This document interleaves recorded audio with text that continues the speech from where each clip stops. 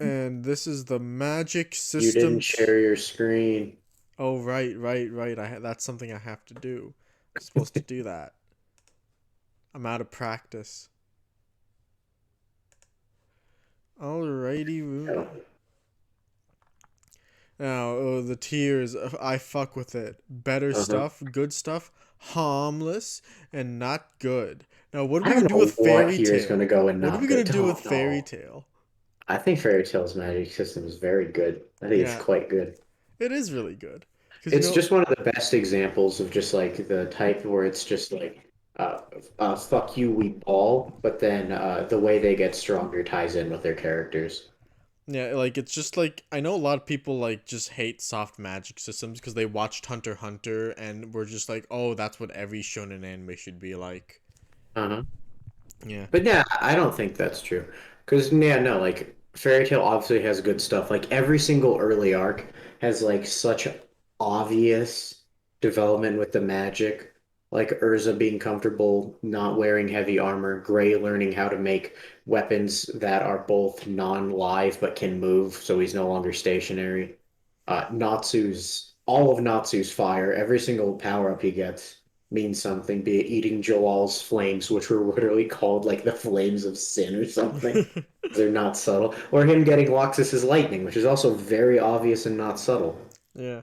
And also, like, I think it's, like, probably one of the better, like, soft magic systems, like, might even put in best, just because, like, they leave themselves enough room to basically do whatever the fuck they want while still, like, the only rules are, okay, Yeah, you have, like, magic power, you can run out of magic power, and you can only use magic that you learned yeah. somehow, And but, then, like, your like power this, can pretty much be yeah. anything you want. But then, like there is meaning in like subcategories. Like whenever there's a battle of Maker Magic, it's always an exploration of freedom. Like example was Gray And versus the guy. creativity. Yeah, Gray versus the guy who Memory Make. What's his name? Rufus? Something I'm close. It's Rufus or something. And the whole point is Gray's experiences gave him more freedom and imagination than even the guy who had Memory Make. Previous, because he could like tank the hits, or his final attack was mimicking Urza via creating an infinite onslaught of weapons that couldn't be blocked. And Yeah. then there's or like Dragon Slayers just embodying Eastern ideas of dragons. Dragon can only defeat a dragon, yada yada. Each Dragon Slayer represents like an ideology, probably part of their guild. It's good stuff.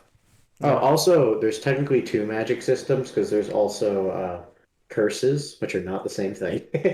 Curses Eh, are their own thing, technically. hardly. No, but curses are well, no, curses are already just like evil magic. That's the point. And even then, the whole point is that curses and magic are so similar that when it was asked if Natsu used curses or magic, no one could tell. They're like, shit, did he? Fuck, I don't know. Yeah. Yeah, no, it's fun. Oh, God, what was I about to say? It was something positive. Another cool exploration of magic is Edelus, where it's treated as a resource. oh yeah, and then it was like they're operating by different rules for one arc. Yeah, the whole point is that not everyone has magic. That's not really the magic system. That's just a cool way to show people existing without it. Yeah, and oh yeah, this is probably something that we're gonna talk about like a couple times, but like people will always say that Fairytale's like shitty power scaling, like oh, or is it cut the meteor in half and then one shot the dragon when Wendy was buffing her with Dragon Slayer magic, Which is comedically consistent. Dragons do not like Dragon Slayer magic. yeah, like I remember like when I was reading the final arc and we were talking about, I'm like, oh wow, it's more consistent than I thought it was. I was like brainwashed into thinking it was bad for some reason.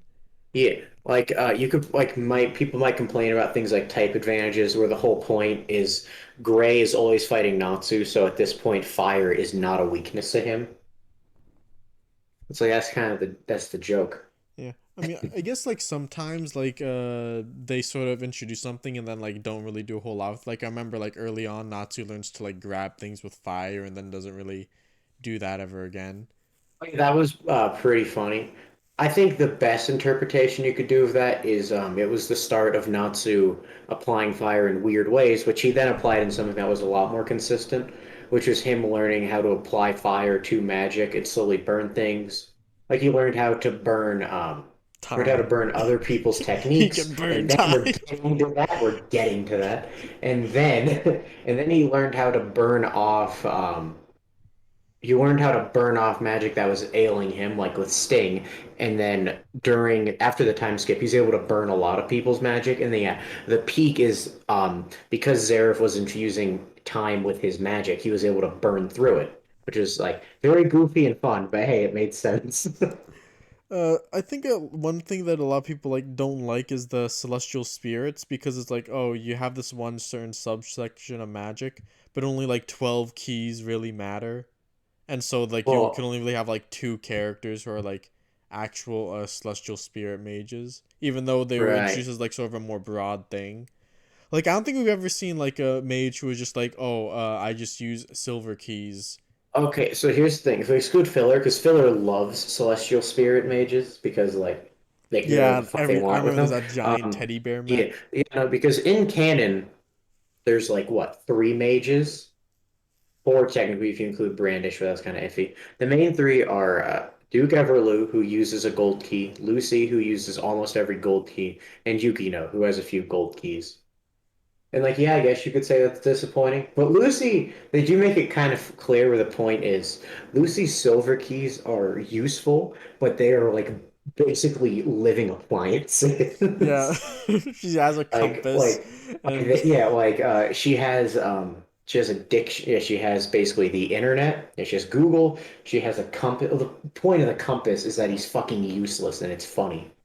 You have a I love the Compass Bird. He's one of the best spirits because he wants to be helpful so bad.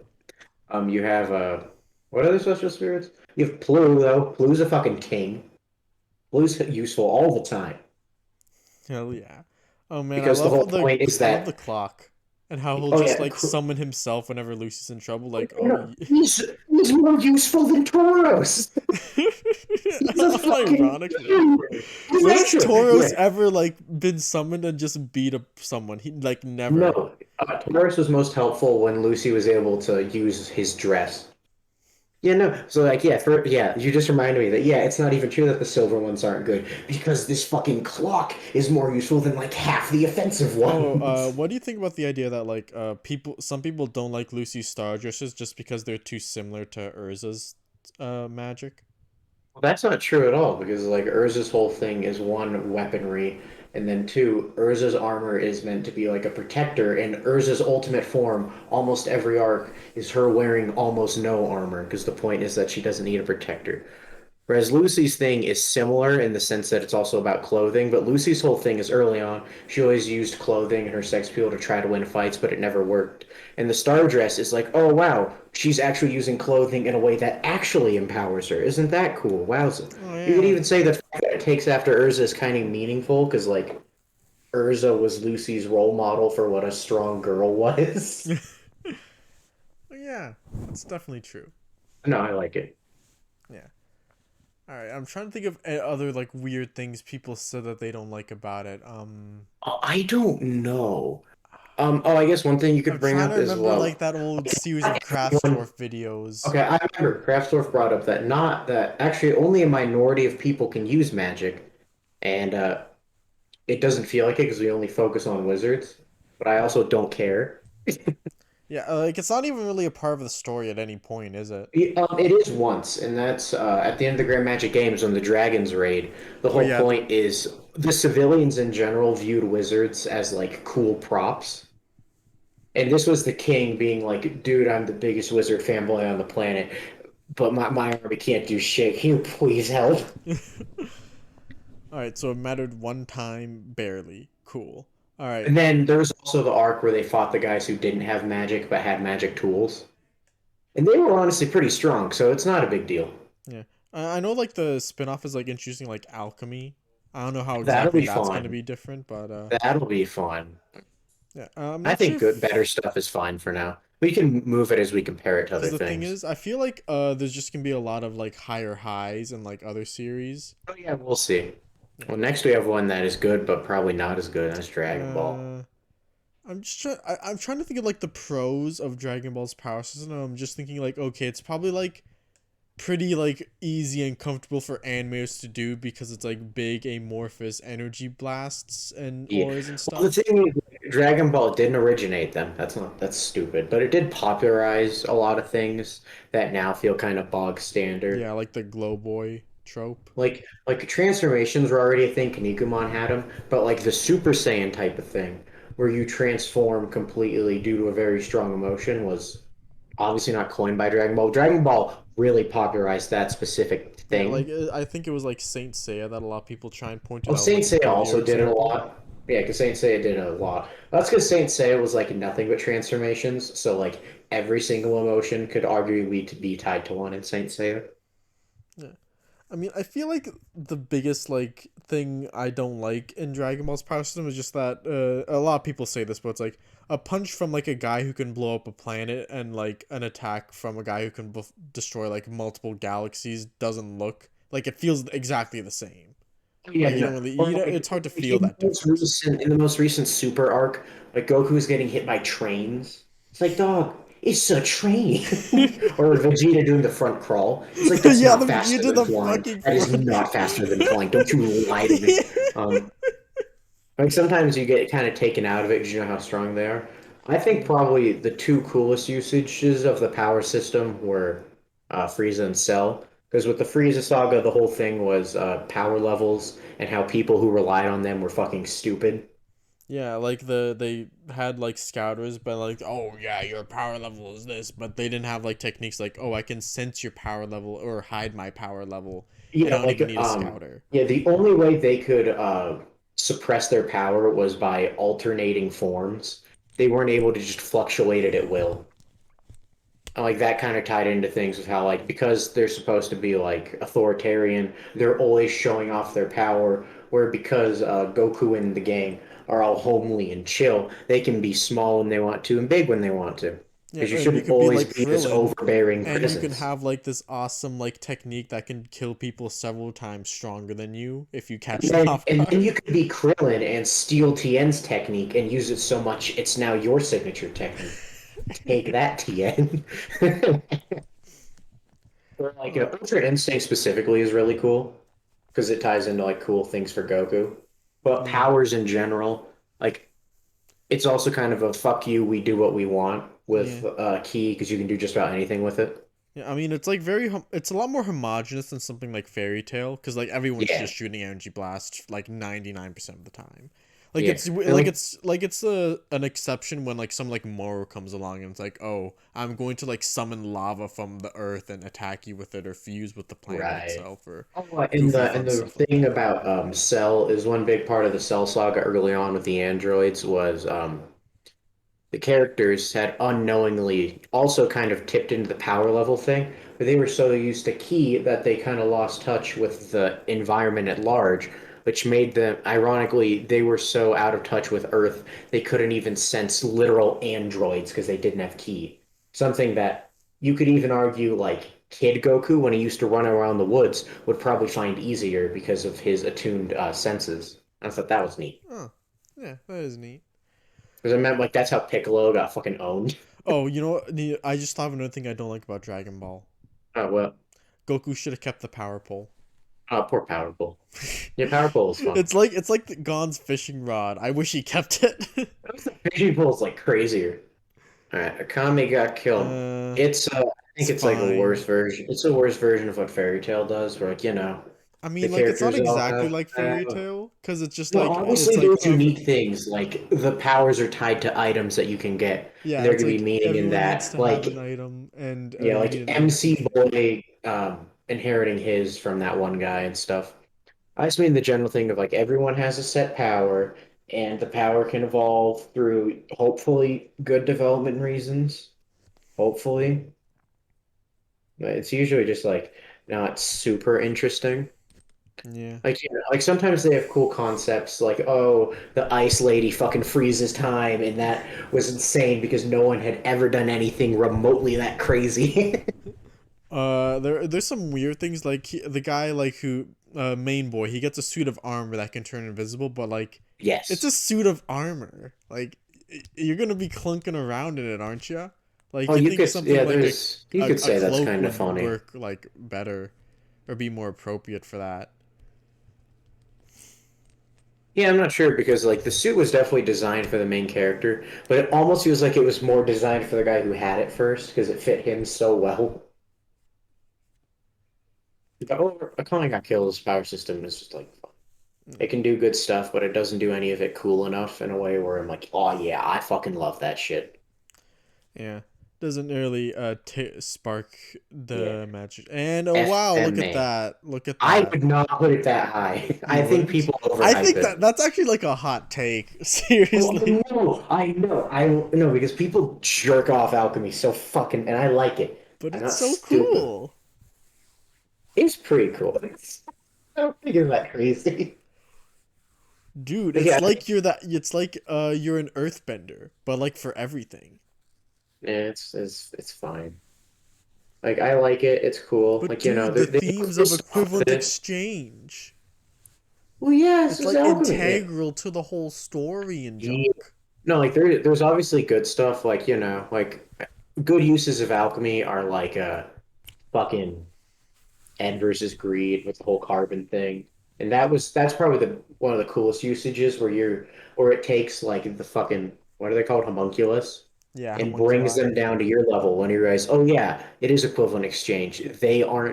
Their powers aren't like these untouchable insane things. We can understand them and break them down. That was really cool.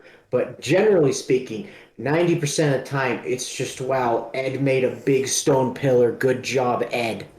I mean, I guess it's kind of true that like a lot of people have like a similar fighting style because of how alchemy works.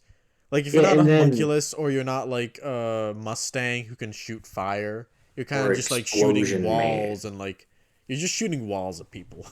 Yeah, no, that's why. Or you got Armstrong who shoots cooler walls because they have his face on, which is objectively, yeah, cooler wall. That's the thing. Like the power system is like really cool, but also a lot of the great fights don't even like acknowledge it that much. Like uh Armstrong and his sister versus Sloth is mostly just them fucking beating the shit out of each other.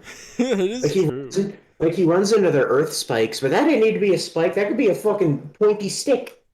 Obviously, there's other fights that take really good advantage of it, like Scar's character arc, where Scar embraces the creation half and learns redemption, so he gets a creation arm. That's really fucking good, obviously. Yeah, it's cool. No, I like it and all, but I think people like are like, oh, it's so hyper logical. It's like, no, it's not. They just make big fucking rocks. They just make big rocks. Well, fucking Mustang. Mustang isn't logical. He's just busted. Yeah, that is true. Mustang He just just sort one of. shot everyone. He doesn't need to be fucking smart. All right, what You know, it's so about good. like the whole idea of like the philosopher's stone and like the conditions you need to like get something that strong that can like Obviously, break that's the also rules. really good and ties into the whole story of lot. Yeah. Where it's the whole equivalent, yeah, equivalent exchange again, where they desperately want this thing that seems ultimately obtainable, but then the rug gets pulled out from under them. And it's like you don't get that for free. You get it for a price that no sane person would ever give. Yeah. I think a lot of people would put in Esther just because like they keep like concepts like relevant from beginning to end, and like there's some stuff that's like I think always that's cool sacred. because not a ton of series do that. Yeah, like it's nice to have stuff like that. Well, I think But that's like just the general thing of FMA feels different because it doesn't have nutty power creep in the sense that like Mustang, Ed, and Al don't get crazy stronger over the series. Al doesn't need circles anymore. Mustang literally doesn't change, and Ed sometimes gets a different arm. Like, yeah, they say relatively strong. The difference is we just see that Mustang is literally never going to struggle against anyone unless it's like an 8v1. yeah, like the only real power creep is just are you a guy who has a philosopher's stone and now you're just Yeah, like no, the the power top creep is tier. usually the enemies. Yeah. Like the enemies get stronger. And although it's not like we have to get much more creative to beat them, it's more just like, oh man, Sloth is big. We should push him real good with a tank. No, I like it. It's still good. Yeah. Oh, and Yu Yu here's my Hakusho. hot take. Yu Yu Hakusho is just Fairy Tail's power system, but No, probably obviously. worse, I think.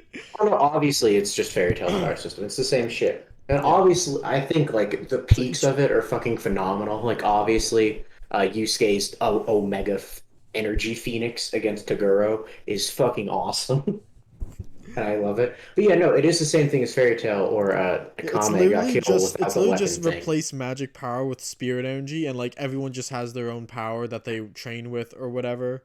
And the Yeah, and you rules are know, like ill defined. They do whatever they want with it for the most part. But like like there's Fairy vague Tail, I like how things. it's like way more upfront with how like it's about like emotions, and emotions can like Yeah. power Well, you up also and Fairy stuff. Tail just generally has more nutty shit going on Like I'd even say because it's even more magic. like yeah, I'd even say it just has more specific stuff going on too, because Oh, it does. like it has concepts of like Slayer magic or like Maker magic, or whatever. Like Yeah. in Yu Yu Hakusho, everyone's just sort of just like playing by Has their their own rule technique. book. Yeah, and it can be fun. Like obviously it's not bad. Like TA's whole arc with Dragon of the Darkness Flame is super cool. Kuwabara slowly but surely learning that when he has an energy stick, he can kind of do whatever the fuck he wants with it, and he's just being stupid.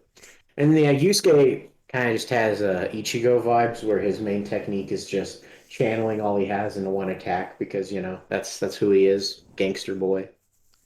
Doesn't know how to hold back, just fucking does everything he understands in one blow. I mean, I like it. It's not bad. Yeah, it's not bad. It's used well. Yeah, I'm trying to think of like a moment that is like a bad or egregious, but like I can't really. Besides just maybe like Yusuke becoming a demon out of nowhere. I didn't even hate that. I thought it was Yeah, fine. I don't even hate that. It's just like okay, I wasn't Mm. expecting that. Well, no, where it's like the power system is used well. Yu Hakusho is well written. It's just like the power system itself is nothing crazy. Yeah. Just good. I'd probably put it above Dragon Ball. Honestly, I'm not too sure about that. You know, like I get that like Dragon Ball's a lot more homogenous, whereas like but like even then like they'll have stuff like the Dragon Balls, which is like very fun. Like that's not even something we talked about. Like I think the I didn't know idea if of that would Dragon count as a Balls. magic or not. It's fun though. Yeah, I You know, mean I they're know a lot both of people good. just like hate the Dragon Balls because oh death doesn't matter anymore, but it's like come on guy. You kind of okay when you're reading Dragon Ball, you just have to accept that like after chapter like 300, Dragon Ball is not the same as our world. You don't die, you move. You Yeah. move where you live. You don't live on Earth anymore. You live over there now. I mean it's kind of funny how they just abuse them like over and over again throughout the series. It's like You all kind of right. accepted that, like in the latest movie, the joke is Bulma, fucking sociopath, wishes on them every year not to do anything crazy, but just to fucking make her ass tighter because she's insane. It's like, Bulma, do something good with that. What are you doing? Because Piccolo's like, wait, you do this every year? And she's like, yeah, last year I made my eyelashes longer. And he's like, you can do that without balls. It's really funny. It's a great interaction. How is she not asked for eternal youth yet or whatever? I don't know, I guess she probably wants to be able to age at least a bit. Just a She's bit. probably got her. Like, like maybe she'll reach like 50 and she's like, ooh, I like how I look at 50. I think I look like a great silver fox or something. I don't know. All right. All Hunter right, x now is Hunter. this our Man, first fuck with good. it? Obviously I fuck with Nen. Yeah, it's I fuck with that. Now, do people jerk off Hunter x Hunter too much for being logical? Yes. Not because it's bad though, because everything doesn't need to be Hunter x Hunter. Yeah. No, because yeah, obviously Hunter x Hunter is good. I mean, Nen is like even when it obviously comes to super like the cool. logic thing, like you can like poke a couple holes in it. Like I heard a lot of people bring up like Poof. Like, instead of like putting his end to, cover for Pito, why didn't he just like make 1,000 clothes of himself and just like keep the whole perimeter of the entire castle under watch? Right, right. Yeah. It's just small Um, stuff like that, but like that's fine just once in a and while. even that Hunter x Hunter still does things similar to Yu Yu Hakusho and Fairy Tail, which makes sense. So not sure Yu Yu Hakusho. Yeah, each character just gets a hyper specific power, but there's obviously really cool stuff to it, like the aspect of you making it yourself Yeah, is like it's really cool. yeah, like it's like oh, you get to show and shape your own individuality, unless you're Karapika, in which case you just sort of just constrain yourself to the most practical power on the planet at the cost of Yeah. Well, the that's biggest even then cost that's meaningful possible. because the whole point is that Nen is introduced as like this hyper creative, hyper freedom thing where you can kind of do whatever you want. And then Karapika, who we see as basically the strongest Nen user for a while, does the exact opposite. He limits himself. That's the irony of the chains. Yeah, He's like he not has these chaining huge. down. Yeah, he's chaining down both himself and the Phantom Troop, and it's like he's cool. Yeah. And then the type matchups. On one hand, they're cool. On the other hand, I cannot be fucked to tell you what's weak against what off the top of my head. I cannot tell you. Other than that, there is some meaning in that because, like, the whole point is like Moral brought it up. Nen users and hunters at the highest capacity can fight to overcome odds by being smart, being resilient, using their powers well. So type advantage is and like shit like that aren't inherently bad. Also, it just has cool stuff where it does like zodiac sign shit where it's like, oh, you're a dumbass, you get enhancer. Your horoscope reading Yeah, I do think that's the most consistent one. If you're a fucking idiot, you're an enhancer. makes You're not good 100%. at It's literally anything it's retard else. strength. Oh no, no, it's great. It's just like, yeah, you're an idiot. You punched the best. And Nen is used in other cool shit. Like, it's I think just the fact that the characters created it themselves always adds a layer of intrigue when you learn about it. Because at first it's like, oh, Leorio made it so he can reach out. That's neat. Then you're like, oh, that's really cool for Leorio's character. That his whole thing is being able to reach out for people. Yeah. Or like even I think he said like he could like perform more specific surgeries by like going inside of other people or something. Maybe that might be a I popular thought theory. I thought I heard someone say that somewhere. That might be a thing from the manga that I forgot. Yeah, that's what I'm I've read the into. manga, doesn't mean I remember it. Yeah, no, and it's good. Or how like it's kind of funny how like you meet the pinnacle strongest hunter, and his nen is just 100 ways to punch a guy. Yeah, it's great. It's super good. Or like what's another? Or like Keyless thing where he uses the torture that he went through as a kid to empower himself. Yeah. Or how, oh, cross our fingers here, when Gon rebuilds his nen, he uses his fucking fishing rod. Yeah. Also, like Hunter likes to be big brains, so like adding like different like layers of conditions that you make like whatever like amount you're comfortable with. Like if you're Kurapika, you want to go to one complete extreme, or maybe you just want to go to like maybe what's a good like maybe Genthru, and it's just oh my condition is I have to tell you what my ability is in order for it to activate. Right. Yeah. Like, one thing that It's a I good way to like really add a like bunch of is different scenarios like like I really like like that. is Chi2 exists basically to explore the whole thing of, well, how can idiots use Nen when Nen is so strategic? And it's like there's a bar. You need to have a bar of intelligence. Gon is a fucking dumbass, but he can use his childlike whimsy to create his rock paper scissors style. Chi2 is so fucking stupid. He makes a weapon that's slower than him and literally worthless because I he's so remember. smart. It's like a crossbow. Yeah, He or can before move that faster than sound and he uses a or crossbow. before that he just had his tag race where the hard counter is just you don't race him. You just wait him out. Yeah, because he's too stupid to like egg you into it. Yeah. So you can just think of a counter in the meantime. And he doesn't even think about what'll happen like when he loses because he's not playing to like he just like all right this is my power forever now and never planned on like what if I lost one day. Yeah. I think the cool thing with Nen is, unlike something like Fairy Tail or FMA, where they are hyper individualized, is every single character you could look into them and their power will tell you something interesting about them. Or that's not always the case with FMA and Fairy Tail. Like, is there a super interesting reason that Max uses sand magic? No, he was No. probably just taught it from like his fucking uncle or something. And FMA, is there? I'm trying to think of fuck it. There's no. There's I'm so just few trying to think of like alchemists. random like alchemist users like oh I'm the silver alchemist and I have an umbrella. Yeah, Yar. the guy who fucking spins like a top, the old man. It's like, did he develop that technique after he lost his leg in Ishbal, or could he already do that and he just lucked out? We don't really know. It's just like funny that he turns into a Beyblade. Yeah, I'm trying to think of like minor Hunter x Hunter characters like some of Kurapika's friends. Like, oh, that one guy who's a poet, so like his power is I make a cool poem and then I punch with fire. Fucking punch you in the face with it.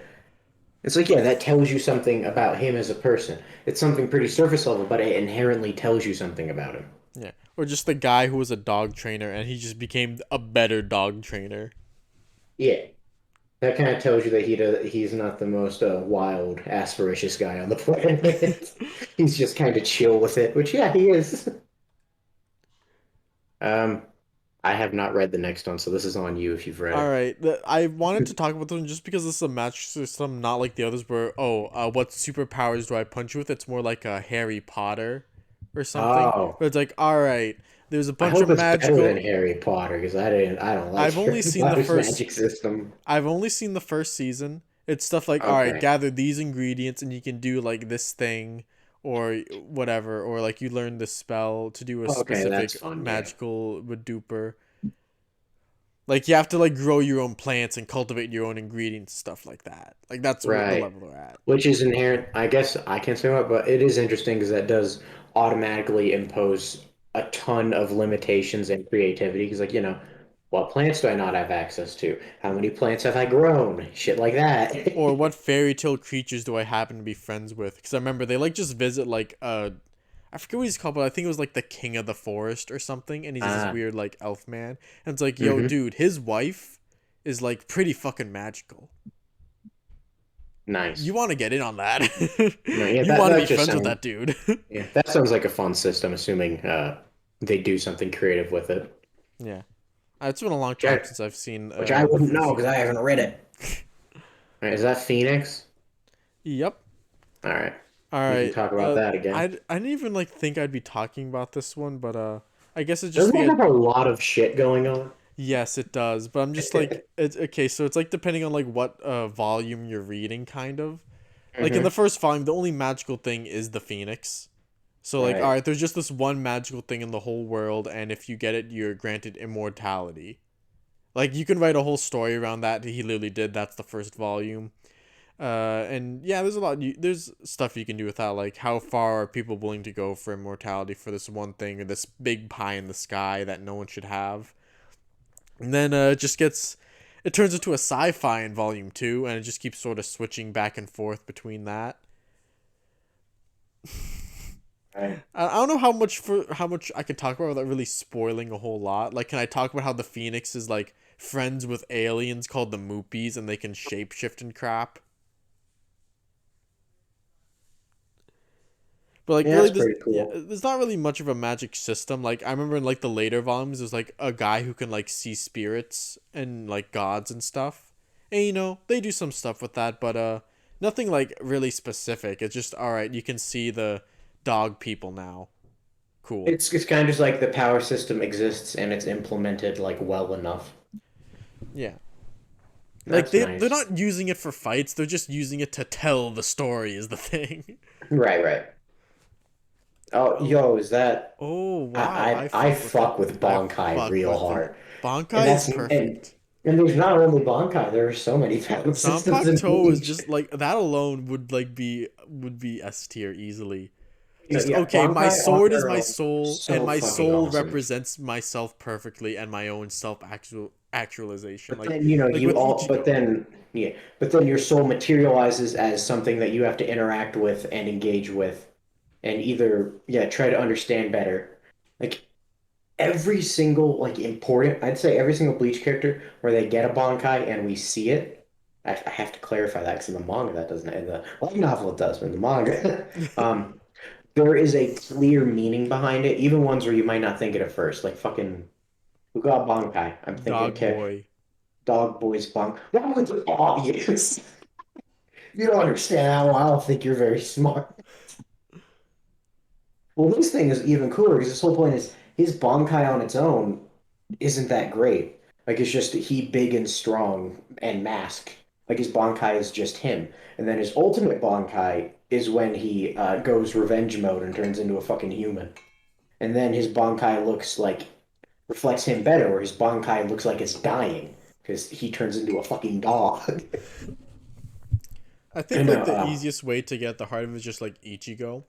He's Oh, like, you all right, know, his like his normal Zanbakuto was this huge sword, and so was his Shikai, just a big sword.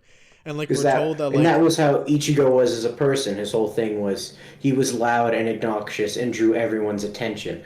he Sometimes in was ways that were blunt. impressive, sometimes in ways that showed that he was kind of a fucking idiot. Like when he had to have it explained to him that having a big sword is not a good idea a lot of the Yeah, like time. I remember they brought up that like having a big Zanpakuto can show like, oh, you have this much spirit energy. But at the same time, like they also said like, some of them would have like Zanpakuto as big as skyscrapers unless they could control it. Like Kenpachi should be like Too fucking how big. big is that word supposed to be? If he wasn't like actually like making it like an appropriate size. And Yeah. then like And Ichigo's Bankai's do just, oh, I'm honing my soul and just well, like because using it in yeah, the most effective way Ichigo's whole possible. thing of his world, he gets stronger as he understands the world around him, and then as such understands himself. That's why he has every power But system and he's every race. Shiki! That's the But point. Shiki! He's just a. Why is he everything? Okay, he's a Shinigami, but like, He's okay, the he's a hollow, third. but why is he a Quincy too? Ichigo And is why does literally he the also have third. a That's full thing even literally though the he was point. originally a human anyway? Yeah, no, it's funny. No, and then so moving on for Bankai, which are obviously awesome. I mean, just an example, the Blood War's airing right now. Ichigo just had his thing where he got rejected by his Bankai, and then had to learn about his past with the Quincy shit. That's so fucking I just good. thought about another cool thing about Renji's Bankai. Renji's Bankai fucking slaps. Yeah, like, okay, so first it's the big giant snake thing, right? Yes. And like we're told that like like again with Ichigo like his big blunt sword, but then he has to hone into like an actual katana. But with Renji's, it turns from like the big giant wild snake thing to just like a suit of armor and a couple weapons that just drapes around him. Right. It's kind of a similar idea. I like it. Hmm. Or like that's also kind of Renji's thing where like in Soul Society, he was lashing out as like a rebel, so he had a sword that was big and lashed out. Whereas not in the Blood War, his whole thing is he's fighting Hero Man, and his whole thing is he's embracing people calling him a villain. He doesn't have to lash out at them.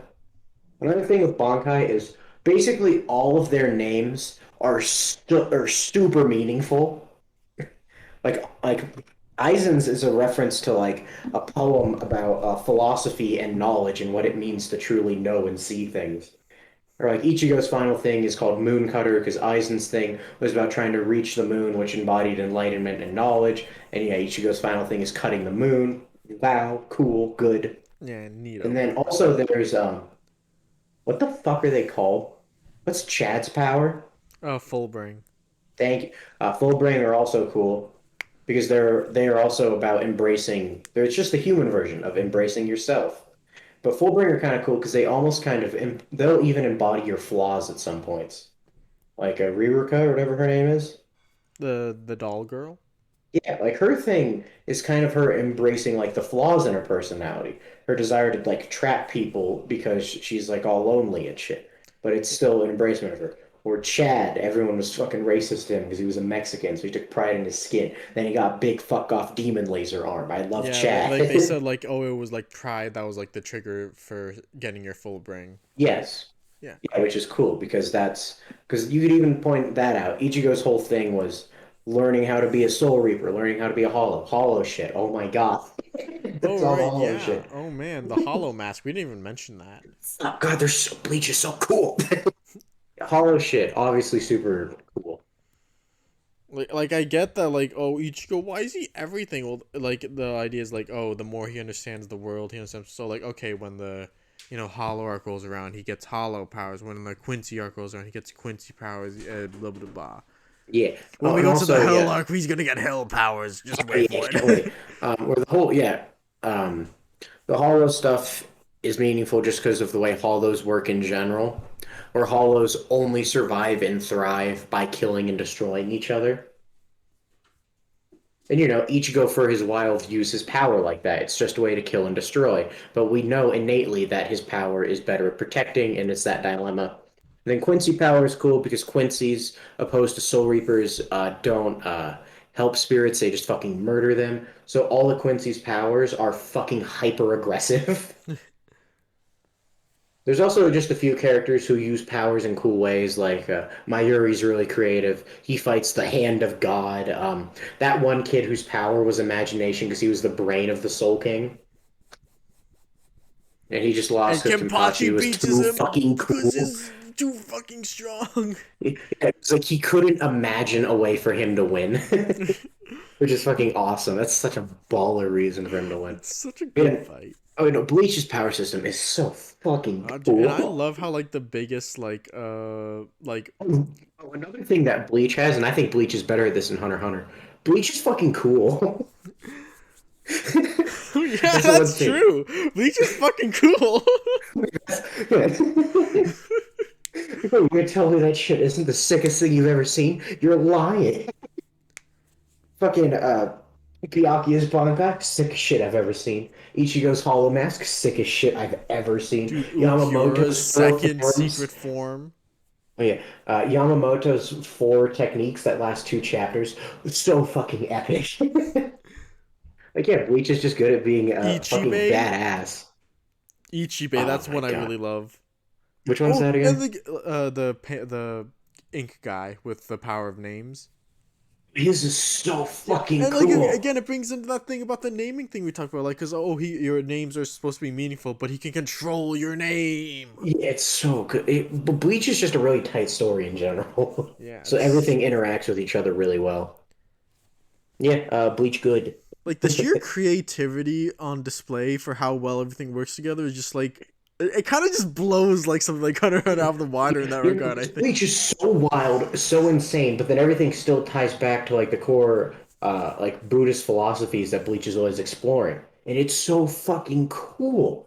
Because like a lot of people will read and watch Bleach and not even know that it's Buddhist, Yeah, and they'll just think it's cool I mean, fighting. I certainly didn't the first time. Like, I had to have someone point it out to me, and I'm like, wait a second, that makes And from what little yeah, I know because what about Buddhism, that kind of makes sense. yeah, it's so cool. Yeah, Bleach is great.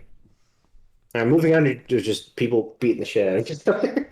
All right, but like I Uh, think it's like the time travel specifically, where it's like, okay, all you right, know, the it's like time travel modern mechanic setting, is obviously like cool. urban setting, but like there's one like magic supernatural element in it. What do you think of that? Well, early on, the reason Revengers hooks a lot of people, and the reason it hooked me is because early on, the way the mechanic works is even though he can go back in time to fix things, there's so much that he can't change. Like when Baji dies, it's like, oh fuck, he's dead now. Fucking oops. Or a bigger one is when is it what's Draken's girlfriend's name? I don't It's know. is it Emma? Or is that the main love interest? I'm not smart. Oh, I think it's Emma. I think it's Emma. Okay, we're gonna go with that. She dies, and that's stressful because you know that even though Mikey can go back in time and fix things, he can't go back any farther, and we're Yeah, fucked. that's like And then probably of the course, best thing about it is that like I can only go back like 20 years specifically, but like every second we spend just in either one, time just goes forward anyway, yeah, so I can't go further than the last time I went. yeah. And then obviously we go back in time and fix everything, but that was good because that was like, the ultimate culmination. Mikey had finally achieved It everything, happened blah blah like very blah. quickly though, which I Well, think yeah, is kind of weird. that's just manga publication being annoying. I still like the ideas behind it. Because we're not talking about like, oh, was Tokyo Avengers rushed at the end? Yes. But I do think the general idea was cool. It was like, yeah, Takamichi was finally able to fix the other time leaper to the point where both of them were able to restart in a way that they would both be able to accept as it went forward. And it was cool. I liked it. You know. And then if you want to talk about the power system of them beating the shit out of each other, they punch so good, man. Yeah, they do. I like how the twist is just every random guy who looks weak can just punch really fucking hard, and then Takamichi's buff is just he reveals he figured out how to punch hard. Fucking epic. Aw. All Alright, right, MHA quirks are pretty cool. yeah, it's pretty good. It's better than Dragon Ball, definitely. Oh, obviously. Yeah, quirks are super cool because they're innate to you and they're born to you, but of course that has a lot of stuff that's explored interestingly, be it like Shoto not wanting to embrace half of his power because of what it means to him genetically. Or like mind control guy being born with a quote unquote villain power. Yeah, or like or even someone like Bakugo who had two mid as fuck Quirks fused. And then that resulted in fucking him, who was insane. And yeah, it has cool, like, like someone like Endeavor kind of shows like the whole lineage purity thing of it, of looking at quirks as weapons. And then you also, of course, have the weird racism plot, which Horikoshi tried his best at. It wasn't terrible, but that was not great, Horikoshi. Or like, yeah, quirks can in different ways make you a menace to society, be it because you look fucking weird, your power is kind of scary in a way, shit like that. Yeah, it kind of reminds me a And, lot of X-Men in that regard. When like, oh, right. you're just born with your power, and whether or not like Quirks it are suits you or well, not. quirks are literally mutations, so Yeah, that's and it's probably like whether or not why. your power suits you or not, you kind of have to just live and Mhm. cope with it. And then and one cool thing about quirks is I'm thinking. I just remembered like this very like heartbreaking episode of like the X-Men's cartoon. Like I don't know which one, but I remember it was when I was a kid. There was this one mutant, and his whole yeah. power was just he would explode like every day. Like once a day, he just Oh, explode. And they were super like, fun. "Holy shit!" And like Magneto's guys were like, "We want to liberate him because he's one of our brothers. We're gonna like let him do that." But it's like, holy shit, maybe this guy should be locked up. There's not like a whole lot we can do about this. Yeah, yeah, no. Or like a Modern with, medicine can't help this man. yeah. With MHA, another cool thing with quirks is how Bleach is similar in this regard too, where really the three ways powers work is they're kind of stagnant to how you are as a person. Like they work the same regardless of who you are. But then there's powers like Fairy Tail or Yu Yu Hakusho, where as developing as a person, your powers change to fit you better. But then you have something like Bleach and MHA, where you need to change and understand yourself better to better use your powers. Like Kirishima, his power would not have worked if he stayed as like the shy neat person that he was. His power would not have adapted to fit him. He had to adapt in a way that fit his power more, and that's like pretty cool. It is Kirishima was pretty obviously like probably the best example of it. cool. Yeah, he probably is. Oh, and then one thing is how the fear of as society is evolving. What is it? What do the terrorists believe? It's like eventually the cult's gonna get so strong that people are just gonna courts are gonna get so strong people are just gonna fucking die using them. Which, the whole point is that's kind of a real concern. You have kids like Aerie who accidentally killed her parents by just existing. Yeah, that is sad. hmm And then obviously you have the very special quirk of One for All All. and all for one. Both of them are very good. Yeah. Yeah, they both have cool Deku things. didn't work hard. He didn't work hard. Where's more Deku, hard work versus natural Deku is talent? in fact a Deku should cringe just be baby. Batman. No, no, no. Deku is in fact a cringe baby who didn't get jacked until after he knew he was going to get a quirk. He's not as based as someone like Asta who worked out not knowing There's shit. Black But Clover on this list. What are we we'll gonna get do to with we'll get that? to that cool man. But yeah, it's still cool because like the whole thing with one for all and all for one is obviously one is absolute control of people, and the other is absolute embracement and understanding of other people and lifting them up instead of tearing them down, just so that you can have strength from them. It's cool. It's good. It's an embodiment of the themes of the show. Wow. Yeah, and they leave themselves enough room to basically do whatever they want, so it's like soft in that way. Oh, yeah, and they can. Oh yeah, I think I just generally prefer soft ones where people just do insane shit. Especially with Bleach, it is soft because basically, outside of the rule of you need to have a sword, your power can do just about fucking anything. All right, have you All seen right, Shaman King? I have read Shaman King. All right, cool. Because I only saw like the first few episodes a long Okay, while yeah, ago. Shaman King's cool because it's like Pokemon. Oh, it's like Pokemon. No, Okay. I mean that in the sense of it's kind of like Pokemon stands, like you catch your stand. Oh, okay. And there's different like the main like the early arc, the stuff you're probably familiar with, is his whole thing of trying. It's good. How dare you? It's this Okay, whole hold thing on. of I'm just taking him notes. trying to get a spirit who works with him. And the big thing is, yeah, the user's interactions with their spirits, and that can be cool in a lot of different ways. One example is like the main character, he and his spirit both vibe really hard, but one thing they have is they both want to protect the other. The main spirit is like, "Yo, I'm fucking dead. Chill." And then also a Shaman King, because that's the whole thing. I want to be Shaman King. has to be able to protect and understand spirits, which kind of ties into the main villain, where the main villain spirit is just this fuck off fire demon of death that doesn't really emote like ever and just like destroys mobs of creatures. Yeah, neat. And then also there's the whole thing of it's kind of a mixture of the idea of having to understand yourself and having to understand your power, because your power is a person.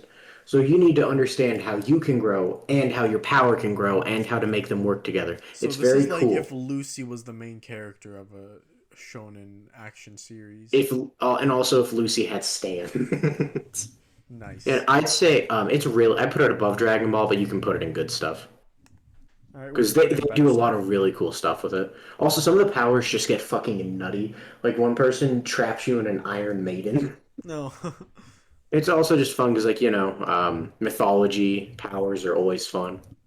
Kind of like Persona in that sense. All right. This is one Chainsaw that I Man, think I feel like I'm it's just gonna make good. people mad with whatever I have to say about this because I don't have a whole lot to say. Oh, yeah, no, it's nothing. Well, Chainsaw Man's power system isn't particularly insane. It's It's just well really executed. cool. Like I love how like okay, it's based on fierce like the devils that like would be more feared or more powerful. Like they do a Yeah, lot of cool stuff with that. Like Denji's there's like others. like the chainsaw devil's like weirdly powerful, but like it's supposed to be like a weird anomaly that's not even Yeah, explained because, yet. like, So like chainsaws sure, aren't that scary. yeah. Compared Whereas, to the dark, no way, yeah, man. there's cool stuff like his heart thing is really cool. The way they beat Makima is really cool. The new main character girl and her power interacts in the world with a lot of really cool ways. It is kind of thing where it's like everyone has an individual power and the way they use it is really well executed, but there's nothing insane I have to say about it. I mean, I do. It does sort of like get a similar thing to them, where like people who aren't devils have to like make contracts, and you can either Right. go super far with it to get like actual like good powers, and like I guess like Aki, like who like just sort of Yeah, killed himself for Was, strength, yeah, Aki and was the then most there's interesting version of a contract. yeah, and then I'd say like him and Santa Claus. Yes, Santa Claus is obviously really cool. Because like Santa Claus is sort of like I'll do anything, but like I'll sacrifice anything but myself. And now they're just like they have to. How many fucking people did they like sacrifice to get an immortal doll body on top of everything else? Oh, it's You really have to funny. wonder. hmm there's other cool things like Makima's whole thing of how do you kill her without killing all of Japan was obviously a fun question. Like it's good. There's just nothing crazy about it. I wouldn't mind putting in better stuff, but like at the same time, I kind of don't want to. Oh, I don't want to either. Like I don't think it's like stand out enough in any Like unique it's really ways. cool. I love Chainsaw Man, hmm but like it is kind of basic in a lot of Yeah. ways. And then I have not read Fire Punch, so this is Okay, on you. Fire Punch is just like some guys are sort of born with like a Oh, Mocha's power. given me like a goofy gist of how some of it works. Oh, then you explain it. A goofy gist. Yeah. Um, well, no, Mocha's main thing was just he just hated the resolution of the main character. Like, hey, Shiki, what if you were some immortal fire guy, and then you did Hitler shit, but then you were reborn from the ashes and you forgot everything? And I was like, that's really funny, Mocha. Yeah, so basically everyone's born like some people are just born like cursed or like with a power. And Right. main boy's power is that like he can regenerate, so he's like kind of immortal that way. Yeah. But when he's a kid, he runs into this guy like who has fire powers, and his fire like burns forever until like there's nothing left of you. So then when hmm it hits him, it's just burning him forever now. He just has to keep regenerating over and over. Like every second of every day, he's just being burned and regenerating, and it never ends. And it's just Right. literally supposed to represent like, oh, my flames of hatred and revenge will never die out until eventually it does. But then it comes Right. back later. But Yeah, then it yeah. goes away again. Yeah. Yeah. Like it's I mean, cool and all. yeah, I mean they do cool stuff with it like that. Like the main character is probably like the coolest thing, and like the whole idea of him is like the Right, that coolest thing makes in the whole sense. manga. But like all the powers are like just sort of interact in really straightforward ways. Yeah, it makes sense. Yeah. Yeah, it's neat. Yo, Claymore's cool. Yeah, Claymore's pretty good. It kind of reminds me a lot of Madoka Magica. That's really funny. But it's like, all right, you're all like, magical girls or like soldiers, but you're gonna slowly become the monsters you're fighting. I like it. Yeah.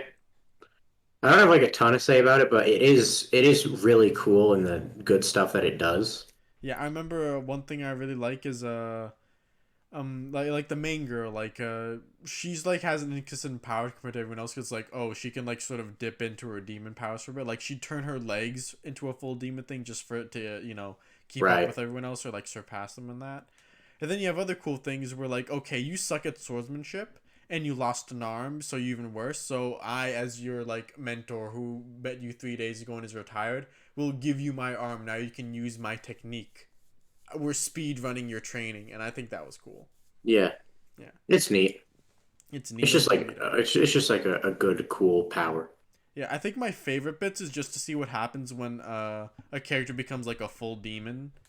Because I Hmm. remember that, like, I think my favorite fight in the whole thing was when these two other girls, one they were both like, I think they're both called like former number ones or like ranked Yeah. ones, whatever. Right.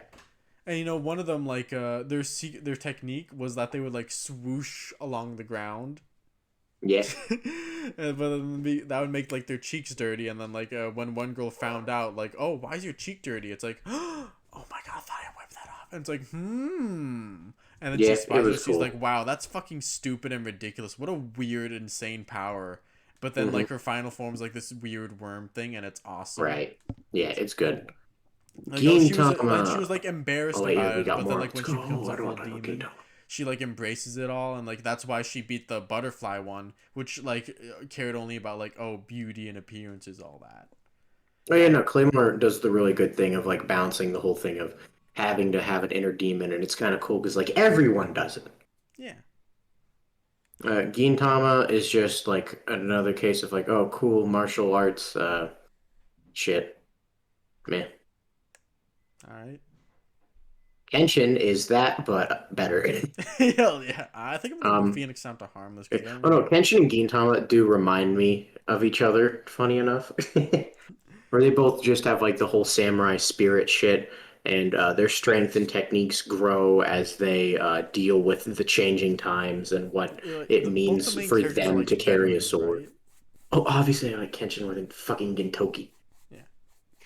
No, yeah, that's the whole thing of like as the times change and what it means to be a samurai with a sword changes, um, their techniques and their fighting styles differ so that they can adapt to the world and figure out what they want. And, generally they both kind of reach the same thing of I want to protect what's close to me, and it's cool, it's good.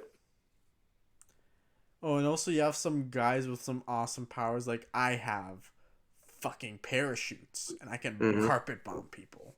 Or I can do a 1 inch punch, except it creates a shockwave that fucking blows up your stomach.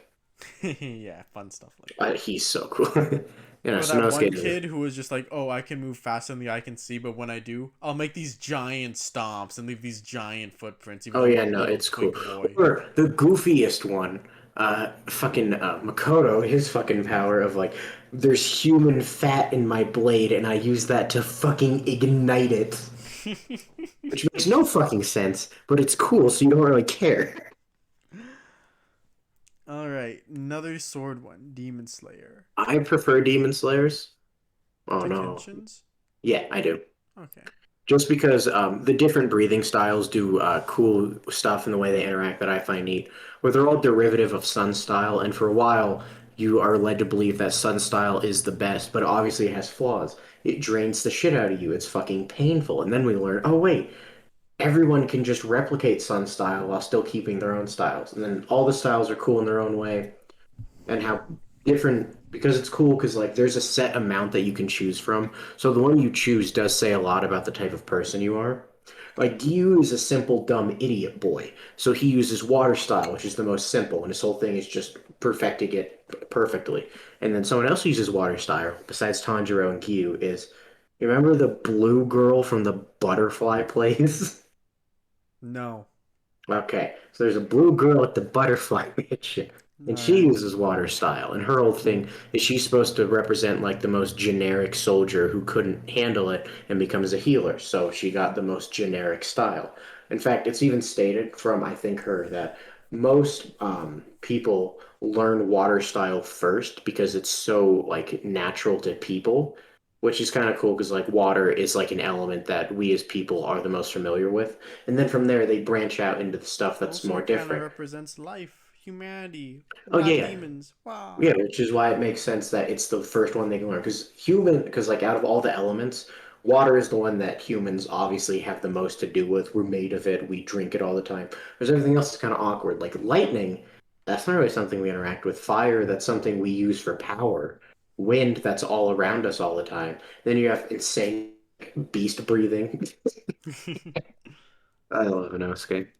Inosuke alone's power system is great because Inosuke, as far as I'm concerned, has his own power system. Fucking dislocates his fucking arm like a freak. Can move his organs around because he's just not human at some points. Love Inosuke. Yeah, it's cool because the whole point is they're just humans pushing themselves to the limit, so they have to try to mimic things above humans. And because Demon Slayer tries to take the whole like Japanese tale aesthetic where it feels like you're reading one, they learn from the elements, which also just kind of ties into swordsmanship. Man, you have You so much learn more to from say what's about this around one you. than me. I'm just like That's because I swords. reread Demon Slayer and I thought the sword stuff was cool. Swords with effects. Yeah, no, it's fucking anime. I hate the anime. Stupid fucking anime. Um, like yeah, there's cool meaning in all of it, and there's also just like basic shit. Like all the pillars represent like the pinnacle of the technique. Fire pillar, big, strong, inspires hope in people. Fire, whoopee, and yeah, no, because humans are so weak and they need to learn from what's around them, they learn from the elements. But the cool thing is the two times we see them not learn from the elements, they learn from Animals? nature, what is it? Like And there's a snake emotions, because lord? you have, yeah, there's snake style, insect style, beast style, which are all learning from animals. Another very common sword Did you cut out? power from emotion, which is, kind of funny. Yeah, no, it's really good and cool. I like it a good deal. Alright, cool. Is this a fair spot for it, or do you want to put it higher? Think that's fine. I'm Alright. not gonna. I don't care enough to argue about if it should move or not. Neon Genesis Evangelion. I Dude, you get into think robot, you get and into the then robot. the robot vibes with you real good. You get into the robot. I like it.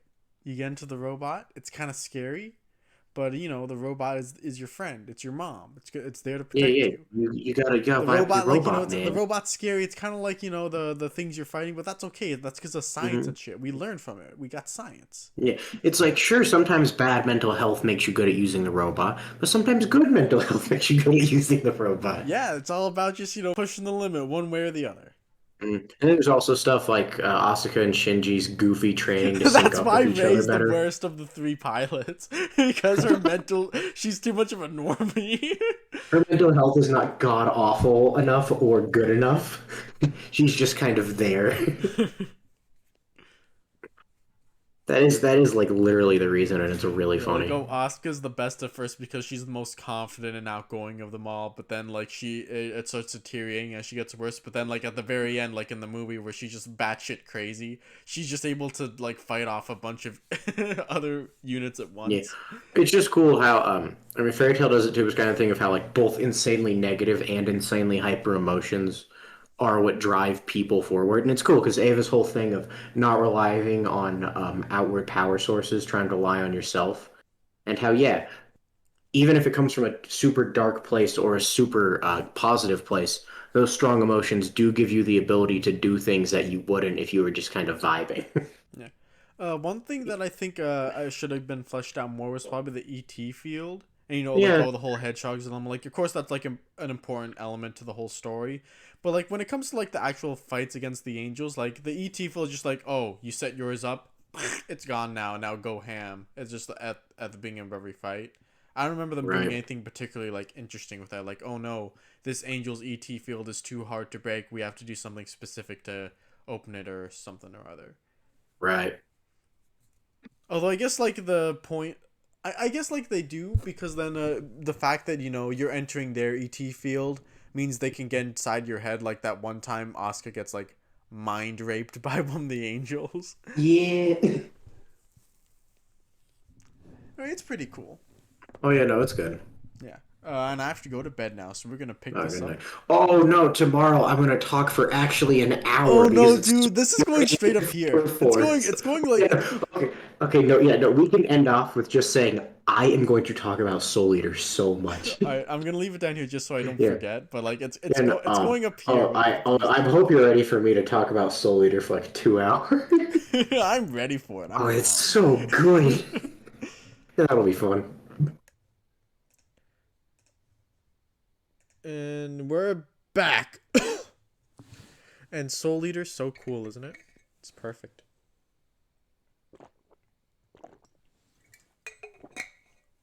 You there? Yeah, you're just not sharing your screen. Right, right, right. Isn't Soul Eater perfect? Yeah, you're still not sharing your screen though. Hold on. Just There isn't Soul just we answer go. the question, please. Isn't Soul Eater perfect? Yes, it's my second favorite manga.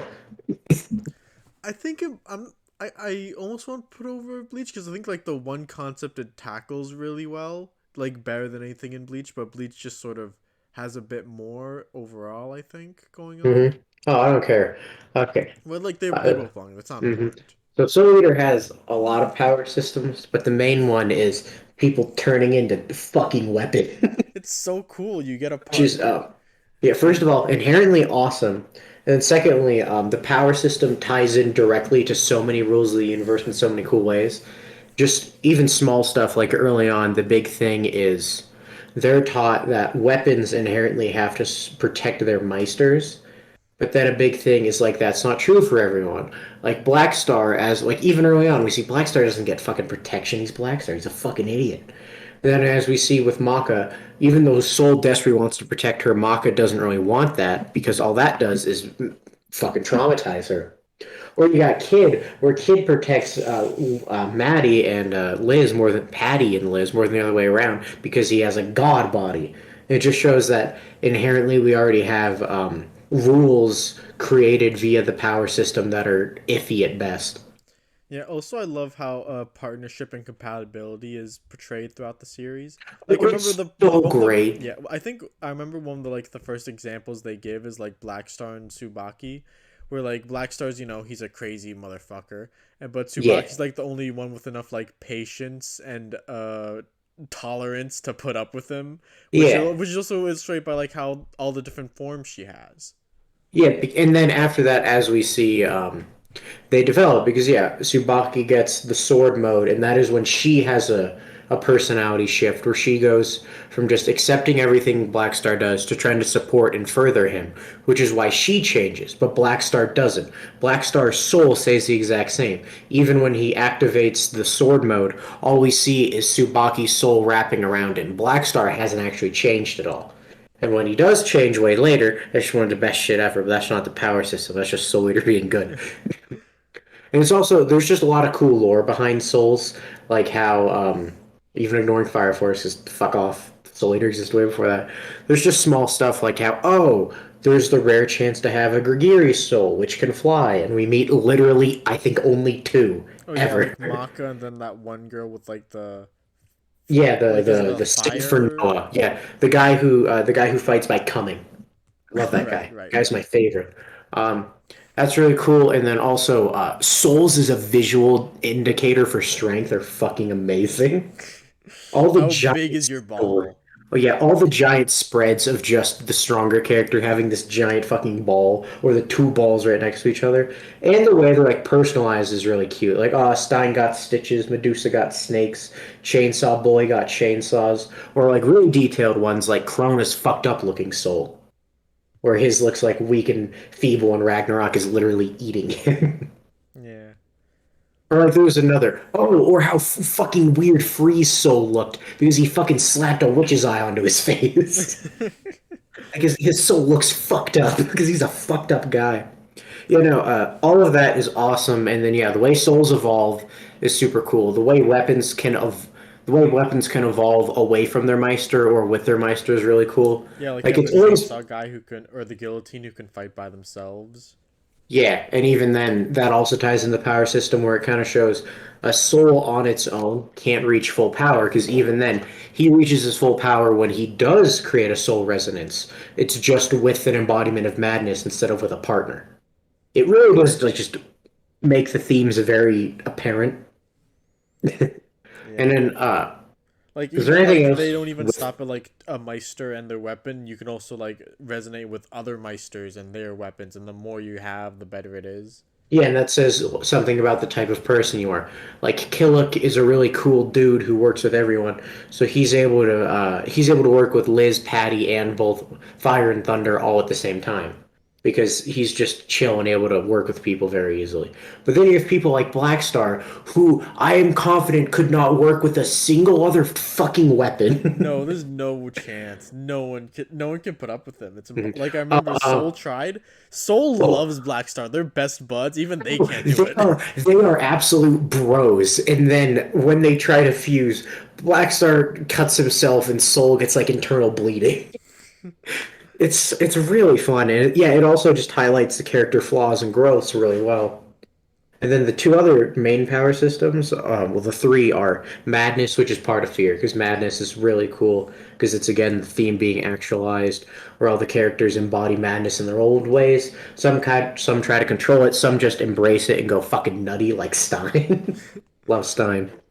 Or you got how the big reveal is the only person who creates madness isn't Ashura. Death also creates an overwhelming thing of madness. His is just the madness of order instead the madness of fear, and it's all super cool, really good, and I like Soul Eater. Oh yeah. Uh, Also, best thing about Soul Eater is death and how cool he is. oh, Reaper he's great. chop. He's so fucking racist. Yeah, it's Um, awesome. and speaking of that, that goes in the other power Dude, system. he Magic. just wants his super cool weapons, his level 100 scythes, his level 100 crossbow, and to do that Mhm. he's got to kill a Oh, fuck ton of I witches. also like how he does have his aesthetic thing, where the reason he didn't fire Spirit is because he's like, "You're the only real death scythe I have. The rest of you guys have the title, but you're a scythe. I like scythes. I gotta keep you around." Just super fucking funny. No, magic is cool because it just kind of magic is cool for two reasons. Because the witches do something similar to what Chainsaw Man does, where the strongest witches are the ones of the biggest phobias, because the two strongest witches are arachnophobia and whatever the fuck the fear of snakes is, Medusa. Because, like, yeah, that's cool that the two strongest animal witches are two of the biggest fears, being spiders and snakes. And then the third one is a fucking scorpion, but she's fodder, so it's okay. Yeah, there's also like a frog one or a toad, And and she, like, Aruka's a she's a frog, and low-key. she's not that strong. Or like how the way their magic ties into their personalities, where it outright states that your magic causes you to feel tendencies. And you can see that where Medusa's snake magic causes her to act in predatory ways, whereas Aruka and the mouse girl, like when they fight Medusa, they think in the terms of prey tricking the predator, where Medusa always thinks is a predator and can therefore get the advantage of them. The other cool thing with magic is obviously the whole thing of death is a fucking dumb bad man, bad death. Don't be racist. Don't do that. And we see that with Kim. So Kim's like, look, I got magic, and I'm not fucking insane.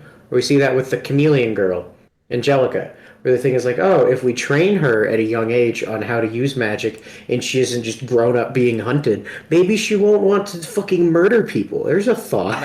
Nah. Death is the right idea, Shiki. We have to put the animals down before they can pose a threat to us. We need our level 100 death scythes, okay? We do. I think it's really cool when we have a level 100 weapon and we can Hmm. just like get as many of those as possible. It'd be very awesome and cool. Hmm. Sweet. And then the third power system is Black Blood, which affects like three characters. But Black Blood is fucking awesome. Because with a Krona, it's very blatant because Krona's an edgy lad. Like, yeah, Krona. uses the black blood in ways like Krona gets Think of injured any and then like uses it. ability that sounds edgier than Black Blood. Yeah, or like the cool thing is like early on the way Black Blood works is when Krona gets hurt, Ragnarok uses the injuries to protect Krona because Krona doesn't know how to deal with it. That's Krona's thing. But then early on, like when Krona fights Maka in a more straightforward fight, Krona uses Black Blood by slitting their wrist because Krona's fucking depressed. Good job, Krona. Oh, self harm. hmm And then the Black Blood switches to the madness thing when Krona what kills like an entire city of people. Thing Krona did, and then the way the black blood works with Maka and Soul, where it ties into the other two things of their souls and their madness, where they have to try to grapple with it in a way that helps them. Also, the Soul Eater power system is just fucking cool. Like the black blood dress is fucking awesome. Soul turning into a piano is the sickest shit on Oh, the I love planet. when they do the music stuff. It's like, all right, everyone, we're just gonna dance in tune, and that's how we're gonna resonate our souls. Three, two, one, let's jam. Oh yeah, no, yeah. Soul Eater is just like his power system is so fucking good. Also, a lot of the rules are funny because like they say like, oh man, one of the main things that can use magic are witches. But then we immediately meet Blair, who's just some fucking cat. And then we meet Free, who's just a fucking wolf. It's like, nah, man, a lot of people use magic. It's Yeah, fine. it's loose enough to where they can just find some random weird magic dude somewhere. Yeah, it's fun. It's also cool how like early on the weapons seem real limited. It's just like, oh, I can cut thing, and then Black Star's like, oh, I can hit real hard because I'm Black Star and I hit real hard. But then it gets cooler. Like we get the elemental shit.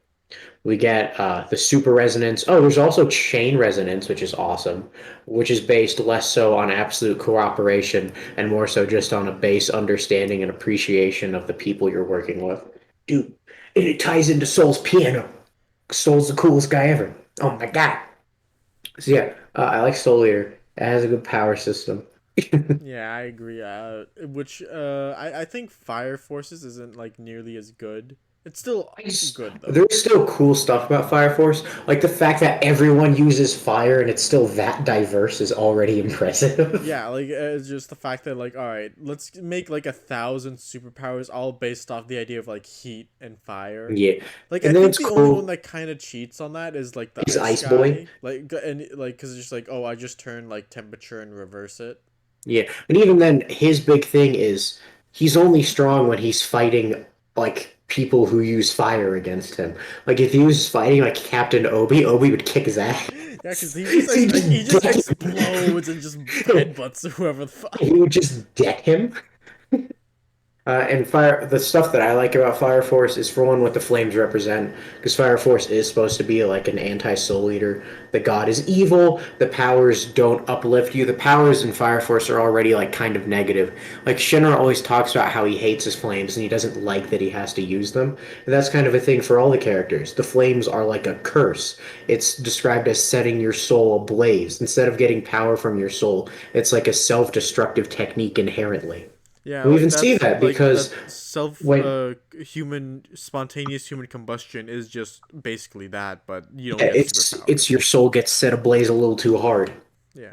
Yeah, and basically the first and second gens just show people who have learned to control others who suffer from it, and people who have learned to harness their suffering into power, which kind of just shows how fucked up the Soul Eater world is. The actual powers are cool. Like Arthur specifically is a Arthur is so gem. good. Oh, Because yeah, his whole thing is based on plasma. He's super irregular, and what he's changes him inconsistent. can happen on a fucking dime. But also, Arthur's just a fucking Chad, and It's also and also so yeah, it's just Solar's power system. The second power system though is what's it called? Blessing. What's it called? I'm I want to stupid. gloat about Arthur for a bit Yeah, longer. no, but that's I how we do it. love Because what's it I called? love how it's like okay, so like in every anime ever, like in all of these things, like the more motivated you are, typically the stronger Yeah, you'll be, right? But with Arthur, it's just so it's like that, but so much more extreme, and I love it. It's just literally like okay, if I'm like in a good mood, I'm pretty strong. But if I'm like role playing and I'm in like on a big buzz, a big high,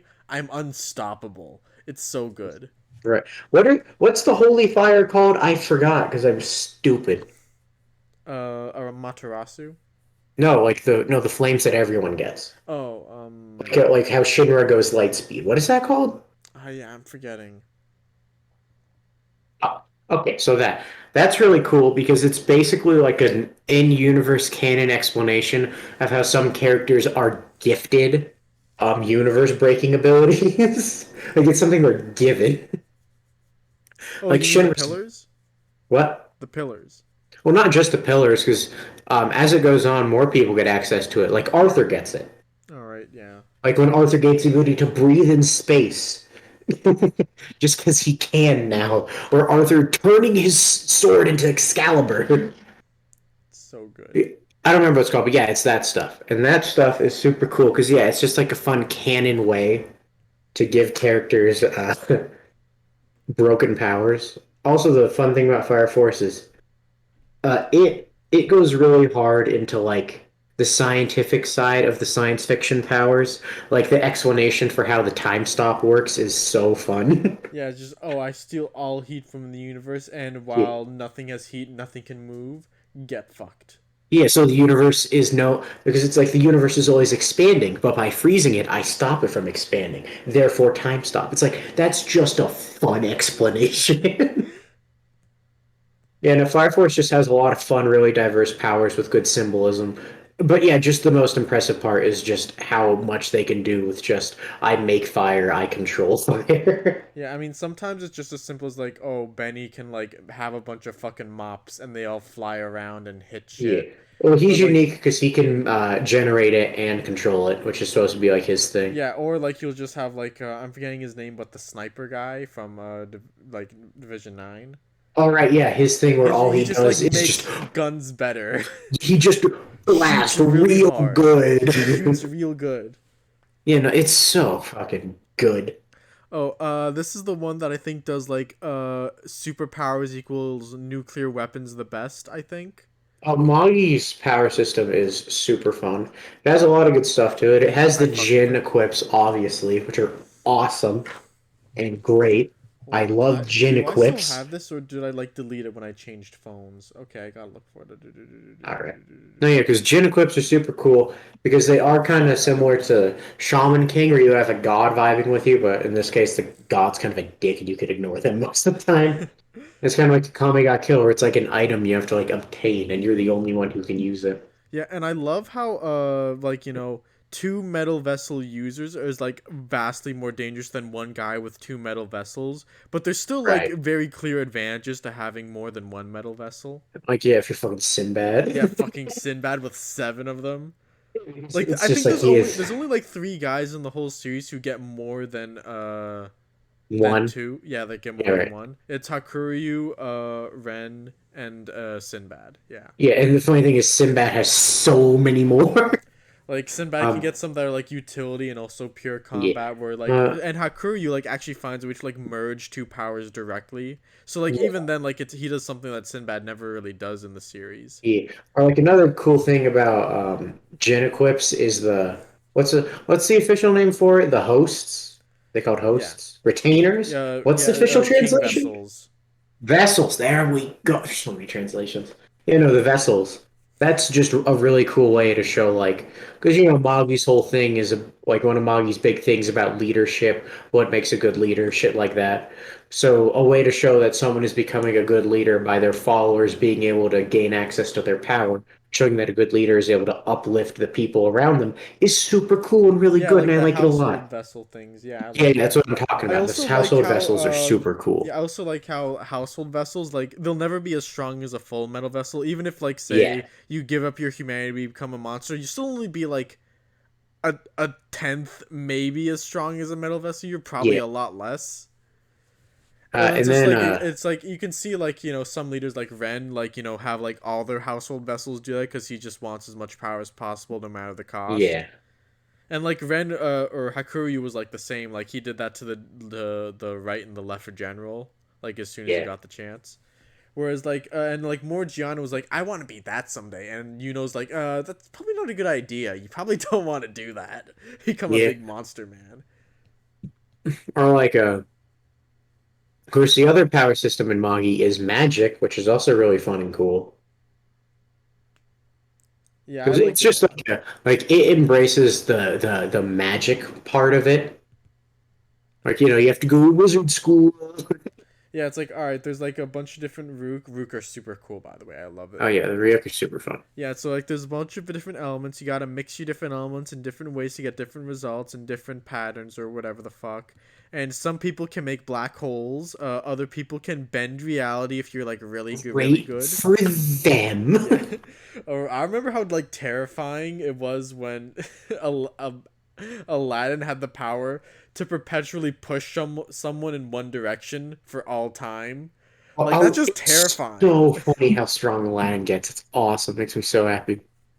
Oh, also And like the one other thing that I think is really cool is Sinbad and Alibaba both sort of get these weird different powers to predict people's moves.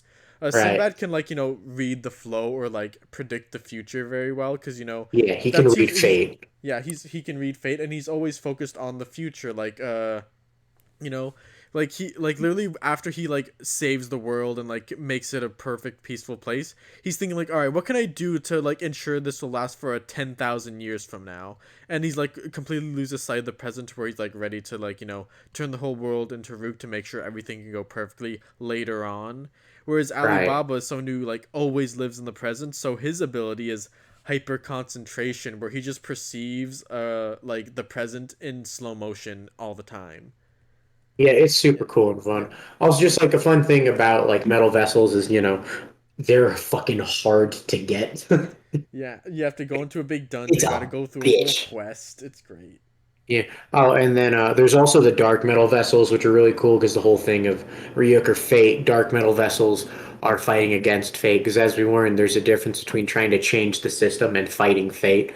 Fighting Fate is basically rejecting reality as exists, whereas changing the system is like when Alibaba is like, We I'm have to gonna make a turn republic. this. I'm gonna make a republic, which was really based at the time because everything else was a fucking monarchy. Yeah, oh my, I remember when I was like 12 and I saw like Magi for the first time, I was like, what the fuck's a republic? And I like looked it up and I was like, And oh then my you god, learn that's I'm like most learning. major countries. Anime is teaching me stuff. Wait a second.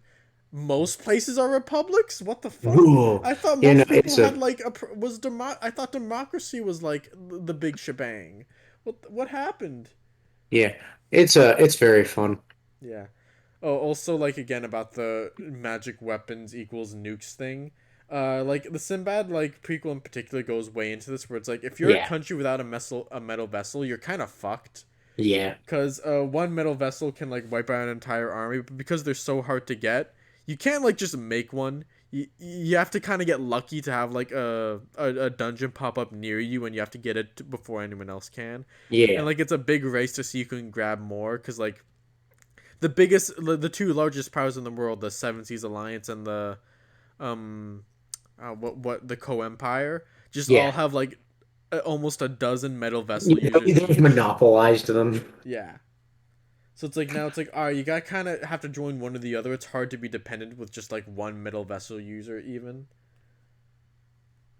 Yeah, Yeah, so good. Magi's so good. Magi's good. Why is ass class here? Oh, I think I just left it because I knew Okay, you'd be I can saying. I can talk about. There's only two people with powers, but I can talk about Yeah, all right. It's the two tentacles. people. My mistake. Yeah, the Tentacles. powers are the tentacles. Like that's Tentacles. literally the name of the powers. Tentacles. Where does Like, tentacles go? no, they're wholesome. They got some wholesome stuff going on. Where they're not that good. That'd be really funny. Um, but it's cool because that's the whole thing of like it came from Koro Sensei. It's good. It came from Koro Sensei's desire, like to be able to reach out to people and help them. But the thing is, as an assassin, he couldn't do that because he was viewed as like disgusting and weird. And when he turns into Koro Sensei, on one hand, he looks like a happy, smiling freak, but also he's got these nasty fucking penis-looking limbs. Oh, It's nuts. gross. Oh, narts. It's good. I like it. And then there's cool stuff like a lot of his fun limitations were like, oh, I can do a fuck off energy blast that I'm really tired, or oh, I can become indestructible for a while, but I can't do anything. And then the big thing is just, oh fuck, this guy can move like what does Carl Sensei move at? Mach 20 or something? Yeah, I think it's Mach 20. Yeah, and then the villain can move at Mach 40. It's like, oh fuck. No. It accomplishes it well. It's really cute. And then the other quote unquote power system is just like killing people. Dude, I can like assassinate so good. I can hide a Mhm. knife up my sleeve. Yeah. I Well, I can, mean, I can walk up with both a baton and a taser. And if I drop both the and then baton, fucking drop the clap. like clap, you just instantly die. It's like Yeah, Conqueror's no, Haki. that's really the most insane it gets for regular humans, which is just Nagisa's fucking clap, the death clap, which is fun for Nagisa because it ties into his whole character of harmless people can gain strength from being Dude, looked he's down like upon. Kuroko from Kuroko no Basketball. Yeah, that's He true. Except literally is. he, and they're both blue. Wow, that's good. All right, Noragami. I don't know Yo, fuck all it about does Noragami. something similar to Soul Eater. People turn into weapons, which is automatically awesome, Oh, and we should do it cool. more. No, it's cool because unlike Soul Eater, you know how in Noragami the whole thing is they're gods and they want people to worship them, and that's the Kinda. joke. That's the joke with the main character. No one worships him. No one knows who the fuck he is, and it makes him sad. And that's kind of the thing with like all of the because their weapons are like spirits that they've saved, dead people. And it shows kind of different things. Like the main villain is fucking what's not the main villain. Like she was a rival for a lot of the early series. Fucking what's her name? Lion Girl. She's named after a famous. I'm stupid. What is her? Okay, so her thing is like all of her subjects do it out of like respect and like loyalty to her, like a devotion. Whereas Yato here, his weapon is a fucking middle schooler that he has to like father into being a good person. So they Nice. have their own unique bond. Which is cool for him because his whole thing is like, oh, he was a fucked up kid, so helping this significantly less fucked up kid go on the right path is a cool way for them to work together. Or like Yato's thing is, I don't remember the kid's name. I'm a bad person. When the kid turns into the sword doesn't have a guard. It's just a fucking blade with like bandage around it. Hmm. That's kind of the kid's thing, where the kid isn't like refined or safe in any way. He's a fucking rambunctious kid, but from that he gets like freedom and power, and it's really cool. And I like Noragami; it's pretty good. All right. Is it good stuff? Is it better It's stuff? pretty. It's pretty. I don't think it needs to go in better stuff. It's good though, All right. because like at the end of the day, most of the fights kind of just do like Demon Slayer Kenshin level shit. The difference is just like the weapons themselves are a lot more meaningful. Neat. Attack on Titan. My Oh, favorite manga ever. I can turn into Big Flesh Man. Yeah, you can turn to a big flesh man, and each of the big flesh mans have distinct advantages. Like one can like walk on all fours and carry shit and One have lots of one stamina. one can talk to animals. Yeah, and another can throw real good. Yeah, that's Another, the animal one. The animal one can also throw real good. He can do two things. yeah, oh Fucking yeah, right, yeah. beast. Wow. And then another guy can fucking see the future. Yeah, good for him. Yeah, okay. It's just I mean, I like how there's like I like how there's always like seven titans and like you have to like inherit the power. That's neat. right. I like And there's that. stuff I like about the Titans. Like I like their designs, obviously. I Yeah, like the they're whole really thing good. where early on it's very obvious these things are related to humans in some way. They are fucked up looking humans. And the Colossal Titan when we meet it, which for a while is like the strongest thing ever, is just a skinned man. Like it's not even grotesque. It's just a skinned Yeah, it man. doesn't even have any like special abilities other than like Big. releasing a lot of steam Yeah, because it's of course. big. And I think that's really cool because that's kind of Attack on Titan's whole thing with the Titans, and I think that's a good way to visualize it. Yeah. Nothing crazy though. Like the only one with a crazy power really is like the Warhammer Titan. Right. It can do quite a bit. Yeah. I like how in the final arc it's sort of a game where like, oh, if I eat like someone else's titans and I get the two titan powers, I could get so powerful, dude. It's so cool. And like Aaron does it, and then like Right. Zeke does it kinda, and no one Right. else. Right. Yeah. I mean it's good. It's Yeah. It's all right. 3D Yeah. maneuver gear though, my favorite magic system. It's just cool tech. Okay, Oh, not seven deadly sins. okay, Not seven deadly I don't sins. know if I want to put in harmless or not I good don't think because it's not good. I think it's got redeeming qualities. like it does. Like I like how there's like five different races that they all have like a different sort of like strength or specialty, except humans. Humans kind of get fucked. Humans fucking suck. Fuck It's like all humans. right, demons sort of get like this they can heal themselves, regenerate themselves. They get this dark, shadowy power or like fire or Right. stuff like that. And then angels or like what are they called? Goddesses, the goddess clan. They're a They little get light busted. powers and they can heal. They like demons can't heal other people, but Yeah. goddesses can. Uh, That's neato. Giants can control rocks. Yeah, Um, earthbenders. They dance real yeah. good too. Yeah. Fairies like plants. And they can also heal people. There's over some overlap there that's Yeah. kind of weird. The thing is, well, I think like overall, a lot of the powers aren't that interesting. I think the Sins specifically can have pretty interesting powers.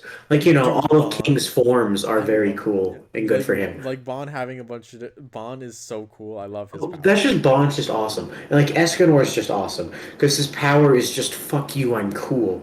Yeah, Like just that was like literally bro. Estarosa's thing. Estarosa is like I can suppress your fire, and then Escanor's like fuck you, I'm cool, and No, then it doesn't work. Escanor is just like the thing where it's like okay, like a lot of characters get stronger as the fight goes on, but with him, like they literalize like okay, the closer it is to 12 o'clock, the stronger I become, He's, and it just gets more hype the closer he gets. yeah. And then we He see his gets peak for the bigger and first time. He just swole. dicks on Meliodas. It's oh yeah, no. Well, Escanor, Bond, and King specifically are really fun with their powers. And it's also like, there is some fun stuff. Like it's cool how Bond was reckless and then wow, obviously he learned lessons from it. He also kind of learned the opposite because the immortality juice kind of allowed him to be like 80 times more reckless. Yeah, There's fun stuff. Full counter as an ability is fine. yeah. Like it's cool. I think it would fit better if Meliodas was a better character. It's like, the whole thing of taking what people give at you and throwing it back at them is like, Yeah, that can fit very well. I But remember like the Meliodas first is time it's not, shown in like the first chapter. I think it's really cool. You have the big panel of him swinging down, and then and like then a like second nothing after, like yeah, and happens. then Meliodas like swings like after he does, and that's how it Yeah, works. I thought that was cool, but yeah. I'm not sure if this like counts as like a critique of the power system, but this is the only like manga that I've read that like actively bothers me with how terrible the power scaling is.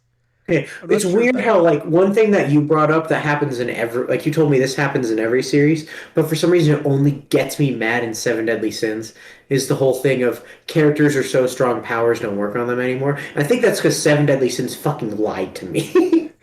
One Piece never told me that Haki couldn't counter devil fruit powers after a certain point. It implied it, in fact. Same with Bleach. It implied after a while, your soul pressure's so good you can just tell people to fuck off.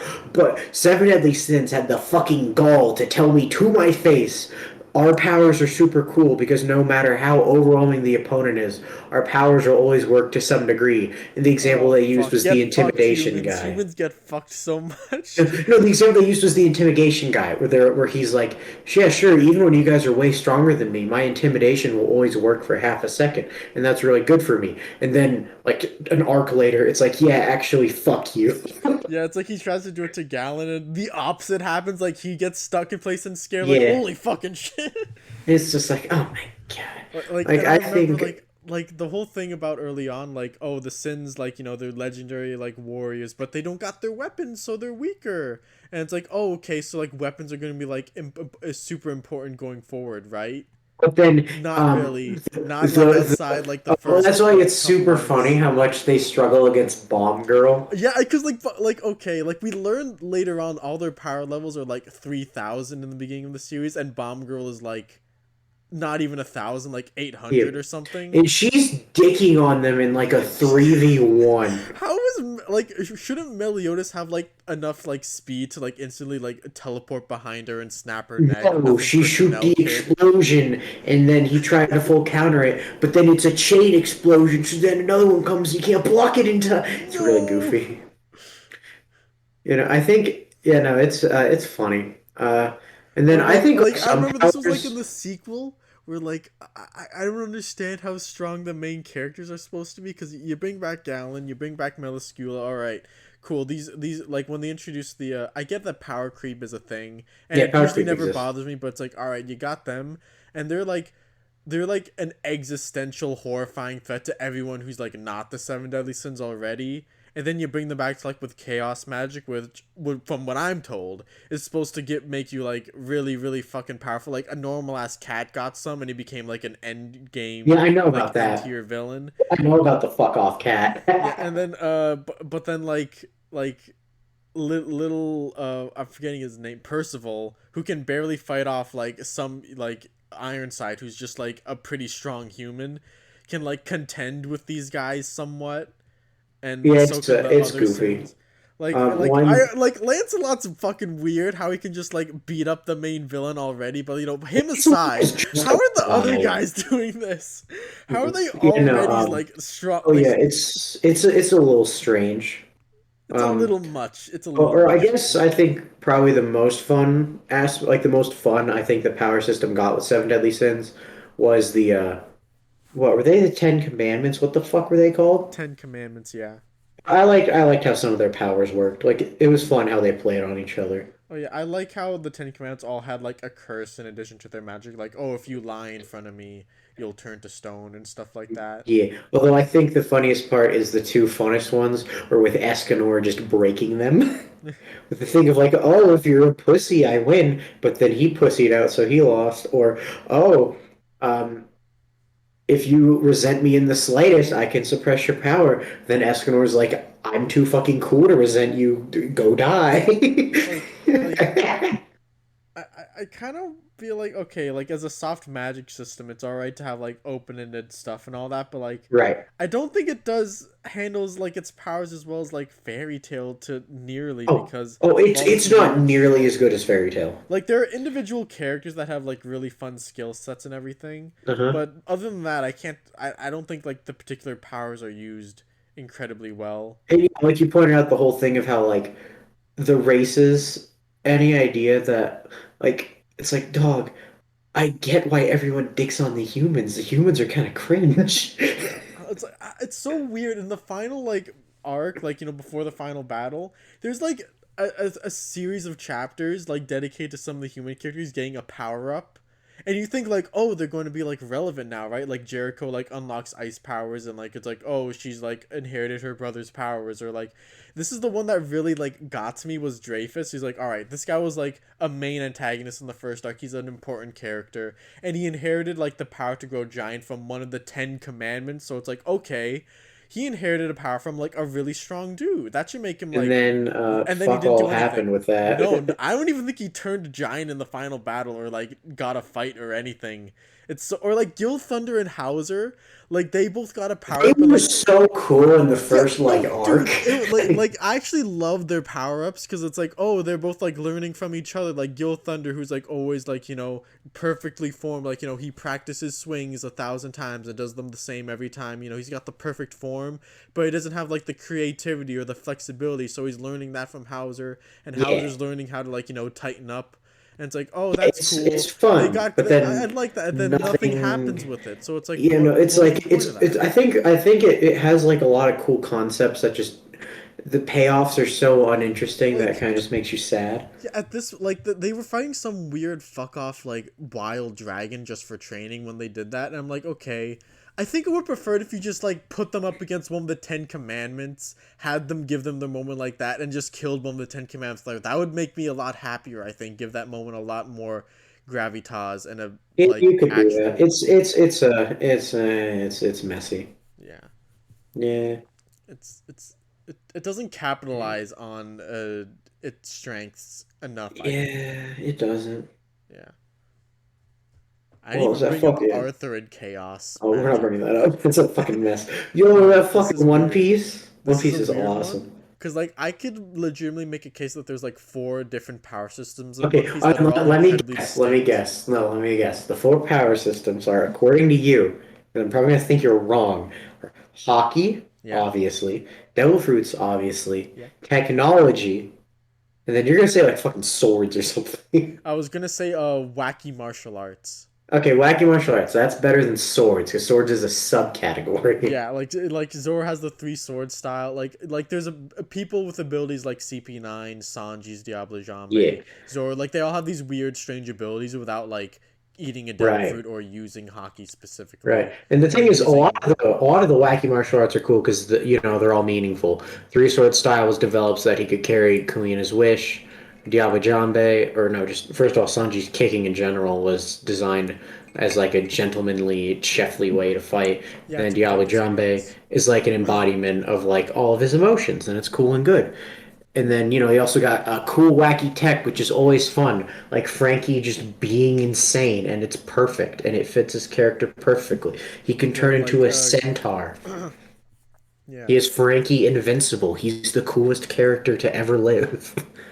And hockey's just like your key. You train, you get strong with Yeah, it, but or I think some of the levels with hockey and some of the differentiators are really fun. Like the levels of observation and how it differentiates between people. Like some people can read emotions really well, like yeah, like Luffy. Fujitora or Luffy, and then like yeah, people who can see the future because Katakuri's a hyper aware, fucking freak who's afraid of stuff.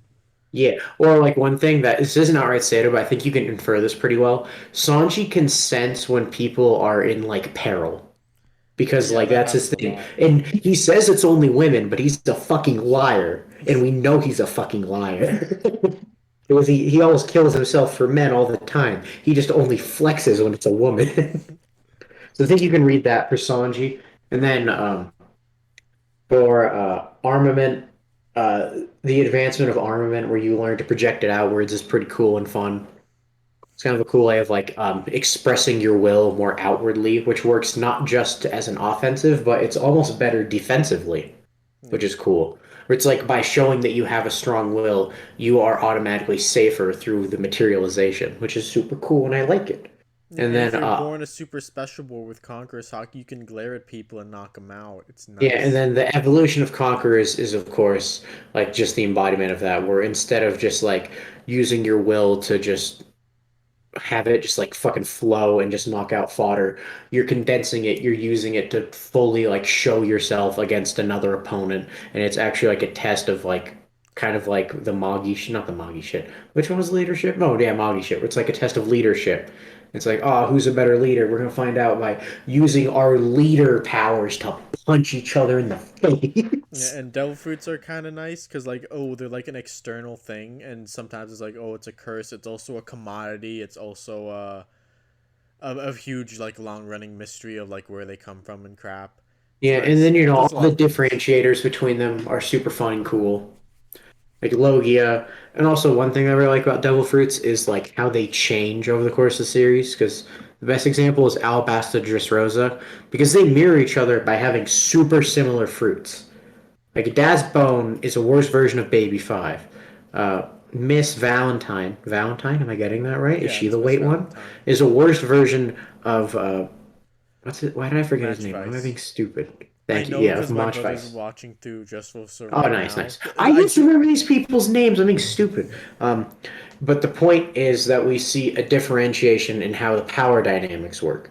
Where in the pre-time skip, if you had a Logia, that was basically an instant win condition most of the time. Whereas Paramecia were just kind of mid, and Zone were like usable. yeah like And then time skip, and we see that now all of a sudden, oh, Logia doesn't automatically make you busted. You can just get fucking you owned by get anyone fucked with by hockey. Peckums is what happens. Yeah, where you get fucked by Jinbei because poor Caribous get sticked on. Whereas Paramecia, because of the creativity they kind of force you to have, can be more impressive. Yeah, like look at Big Mom. Yeah, look at Big Mom, look at Dofi. His power is just fucking Yeah, just strings. strings, and he And just he can fly, he can control people. He yeah do he some makes the nutty shit. bird cage. Yeah, birdcage. I love the birdcage. I love how busted the I think most birdcage people tell is. you that they hate the bird cages. It's so strong. Why can't they break it? Why is Doflamingo so Because strong? Doofy's strong. But he's He's a supposed to be the strong guy. puppeteer. He's supposed to be a wimpy little skinny guy who hides He behind was sugar. like, when we met him, he was like cow. He was what? Like, you know how it does the exaggerated heights thing? Yeah. The first time we saw Dofi, the fucking people around him were like up to his kneecaps. It's like this man was big and strong and intimidating. And then like whenever we saw him, he was like sitting on a table talking shit to Sengoku. My But man was clearly you not can't afraid to be get into a little bit you of a can't be scuffle. strong and be a puppet master. Like this is why Fuck, that's Crocodile's my favorite true. villain because he's strong and a puppet master and he's Fuck, that's everything such a good point. needed to That's be. such a good point. I love best guy ever. He's so smart, but so dumb about his favorite series. Yeah, no, it's all fun. And then, like early on, it's cool how because of the nature of Logia, you had to either be hyper creative to beat them like Crocodile, or be a lucky son of a bitch like with an L. Whereas post time skip, if anything, the creativity less so comes from how do I counter this guy's power, and more so how do I make the most of my own power. Like Yeah, that was a like big thing with Zoro versus King. King had this crazy cool power, and Zoro kept thinking, "How do I counter it? How do I counter it?" And then Zoro's like, "Wait, I'm being a fucking idiot. I should just focus on how to control." For him, it was Hagi, but same shit. I should just focus on how to control myself. yeah, and Enma. Yeah, which is cool, and I like it a lot. And, like, Well, it's when kind of he's cool how I think One Piece does a great job with having all the super crazy, random discombobulated powers all be like meaningful in cool ways. Like it's meaningful that CP9 consider themselves superhuman compared to the Straw Hats, whose power-ups are just ooga booga. I love my friends because the Straw Hats are But you didn't great. do push-ups. You didn't He do didn't your do daily push-ups, push. so it's a fake power. He doesn't deserve it. Hard work. Where And does then Luffy? Luffy doesn't work hard. What the fuck? Or like how literally Sanji's time skip training, like the first thing we notice is the slight buildup he needed to do is now gone. Like the slight physical action that needed to be taken, he's got rid of it. Yeah, no, yeah, One Piece is good. Wow, who'd have thought? Yeah, one thing that I really like about the Logia thing is just like, all right, after the time skip, we go to like Caesar, and like Caesar just like uses his powers in so many fun ways. Like he combines two of the magic systems that aren't Oh, hockey and devil fruits. He does yeah, oh yeah, science and Caesar devil is fruit. so hyper creative. Yeah, like I he think that's has like all these different like devices, like those little things that he claps and then makes yeah. explosions with, because Yeah, he's like igniting Caesar himself. is like easily the most creative Logia user with how he uses his powers. Yeah, Because like literally his main tech, like literally the second he learns he can't poison Luffy, he's like, "Oh, I'll just get rid of the oxygen, you little shit." yeah, and I And love how Luffy's like, "You can Luffy's do like, that?" one of my favorite moments in like any One Piece fight is just like when it comes to like fun like technical stuff is just like when Luffy literally cocks his head back out of Caesar's range and Oh, then it's takes a so breath funny. and is like, all right, I can breathe now, and then like beats his ass. It's so Oh, cool. yeah, it's so funny. Or how because the only other person who's like nearly as creative with their Logia is probably like Enel. Because Enel does cool stuff with it. He has like island wide range and he can restart his heart. Good for him. That's a pretty nice ability in and of itself. There's also a lot more examples of people like combining the different stuff, like, oh, of course, like wacky martial arts and Zoans go hand in hand, like Yeah. CP9's like specifically want to get like Zoan fruits or Oh, like fucking showed off their Kaku Zoan is the fruits. best. Yeah, oh, like Kaku is a king. I love it. Like, oh, he just manipulates his body and just becomes a weird Yeah. fucking freak. But then that's cool because it's even meaningful to fight because the whole point is Kaku is like super conflicted about who he is. Like that's his thing. Oh man, he can't even decide if he's a giraffe or like a fucking person. So he does And this also, he's goofy a half. vegetarian. He ain't a carnivore. Yeah, He's not built yeah. for Or this. how or yeah, his thing about like he clearly like he tries to use his shipwright fighting abilities, and he clearly like loved being a shipwright. And as we saw from him as a kid, he always loved ships. So he like has the contradiction going on, whereas Zoro is like secure and stable, which is why he can do Ashura mode, and it's cool. Yeah. He was also like other examples like Kuma, who's a cyborg that also has a weird, overpowered devil fruit. Yeah. Yeah. there's probably a lot of examples you can point to. Oh yeah, there's so many characters. Well, it's kind of the thing I brought up with like Hunter x Hunter and Bleach, and I guess it's true for Soul Eater now that it's there. The character's power um can probably be analyzed in a way that will tell you something interesting about them. I mean, devil fruits like specifically like might not fall into that because like some it's like Well, it's happenstance not what in the fruit way you get. that but usually like the characters either in the way they Yeah, use like of it. course the characters are designed with their fruit in mind, but like in Yeah. universe, it's like, all right, I just got this Yeah. fruit. But like the way Like when you usually like, the way they use it tells you something about them. yeah, it's Even just like minor characters. Like Jacket Fruit Boy. The Jacket Fruit, if you heard that, you immediately think, "Oh, is this guy like a horrifying manipulator?" And but through them we see, "Oh no. Um, he's just a family man who's just really aggressive but I was gonna small." bring up like Miss Merry Christmas because like, all right, is there like special significance to her being a mole? She's a Not like fucking really, rat. not really. I guess early on, but less so they were. I think it got more consistent as the series went on. Yeah. Because like One early on there were thing some. I don't like is how hockey can just like negate certain I'm Delphi powers. fine with that. Like sure, oh we need an excuse for why Perona and Sugar can't Yeah. one shot the Well, verse. Like also it no. shows that like as your hockey gets stronger, your devil fruit can still work. Because the obvious example is You like don't Law versus understand this Virgo. because you don't play Yu-Gi-Oh as much as I do. If you give like ability negation to too many fucking things, the game just gets more boring. And that's why I don't like the idea of like everyone who has hockey having access to that. I'm fine with it because basically all it does is just like, oh, the low tiers can't one shot. Because then with the high tiers, like as we see, like with Law, if Law's hockey is strong enough, you can't block most of his room attacks. Like with Vergo. Vergo thought he could block the cut. He was wrong. Fucking oops. And even then, like with most character, like the Yeah, but character the thing is who, that's like a physical action, like, oh, I'm blocking a physical attack, whereas yeah, like something like Doc Q, it's like I am curing my illness by swelling my hockey up. he, well, I guess and then that I was also fine with because I guess my thing is just the characters who are going to be fighting the top tiers directly mostly. Like the only person who's going to be like I think super affected by that is like just Law. And Law needs to be fucking nerfed. Law is too strong. It's okay that people can block some Why of his can't we just have the attacks. fun powers interact with each other? Why we got to like introduce negation into it? Because like, isn't Blackbeard Negation like? has been a thing for so long. But like, It's been a thing what do you since mean like so Punk long? What do you mean Hazard. so long? What? What do you mean so long? I think since like Punk Hazard. No, what do you mean? When did it happen in Punk Hazard? Well, Punk Hazard was when it failed to happen with poor Well, yeah, but Vergo. the thing is, that's like blocking like an actual physical attack. It's like I'm going to cut you. No, my hockey's too strong. It's not. Oh, I'm going The to give you an law's illness. cuts are not attacks. They don't hurt Like it you. would be like if Lost stole your heart, then you just swelled your hockey up and your heart popped back into your chest. Like Yeah, that's the kind of thing I'm thinking of. but no, but what would happen is you'd make your hockey so good Law couldn't take it in the first place. Yeah, like that I'm fine with because Lost like cut you open, like hit you with an Right. attack. You can block the attack, sure, that's cool.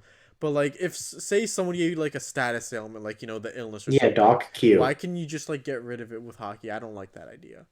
Well, I'm fine with it because, as Law stated, you have to use up a lot of hockey. So, presumably, in a 1v1 where you're not able to, like, blitz them, if they keep spamming your Devil Fruit and you keep spamming your hockey, you're gonna run out of juice. And the Devil Fruit isn't.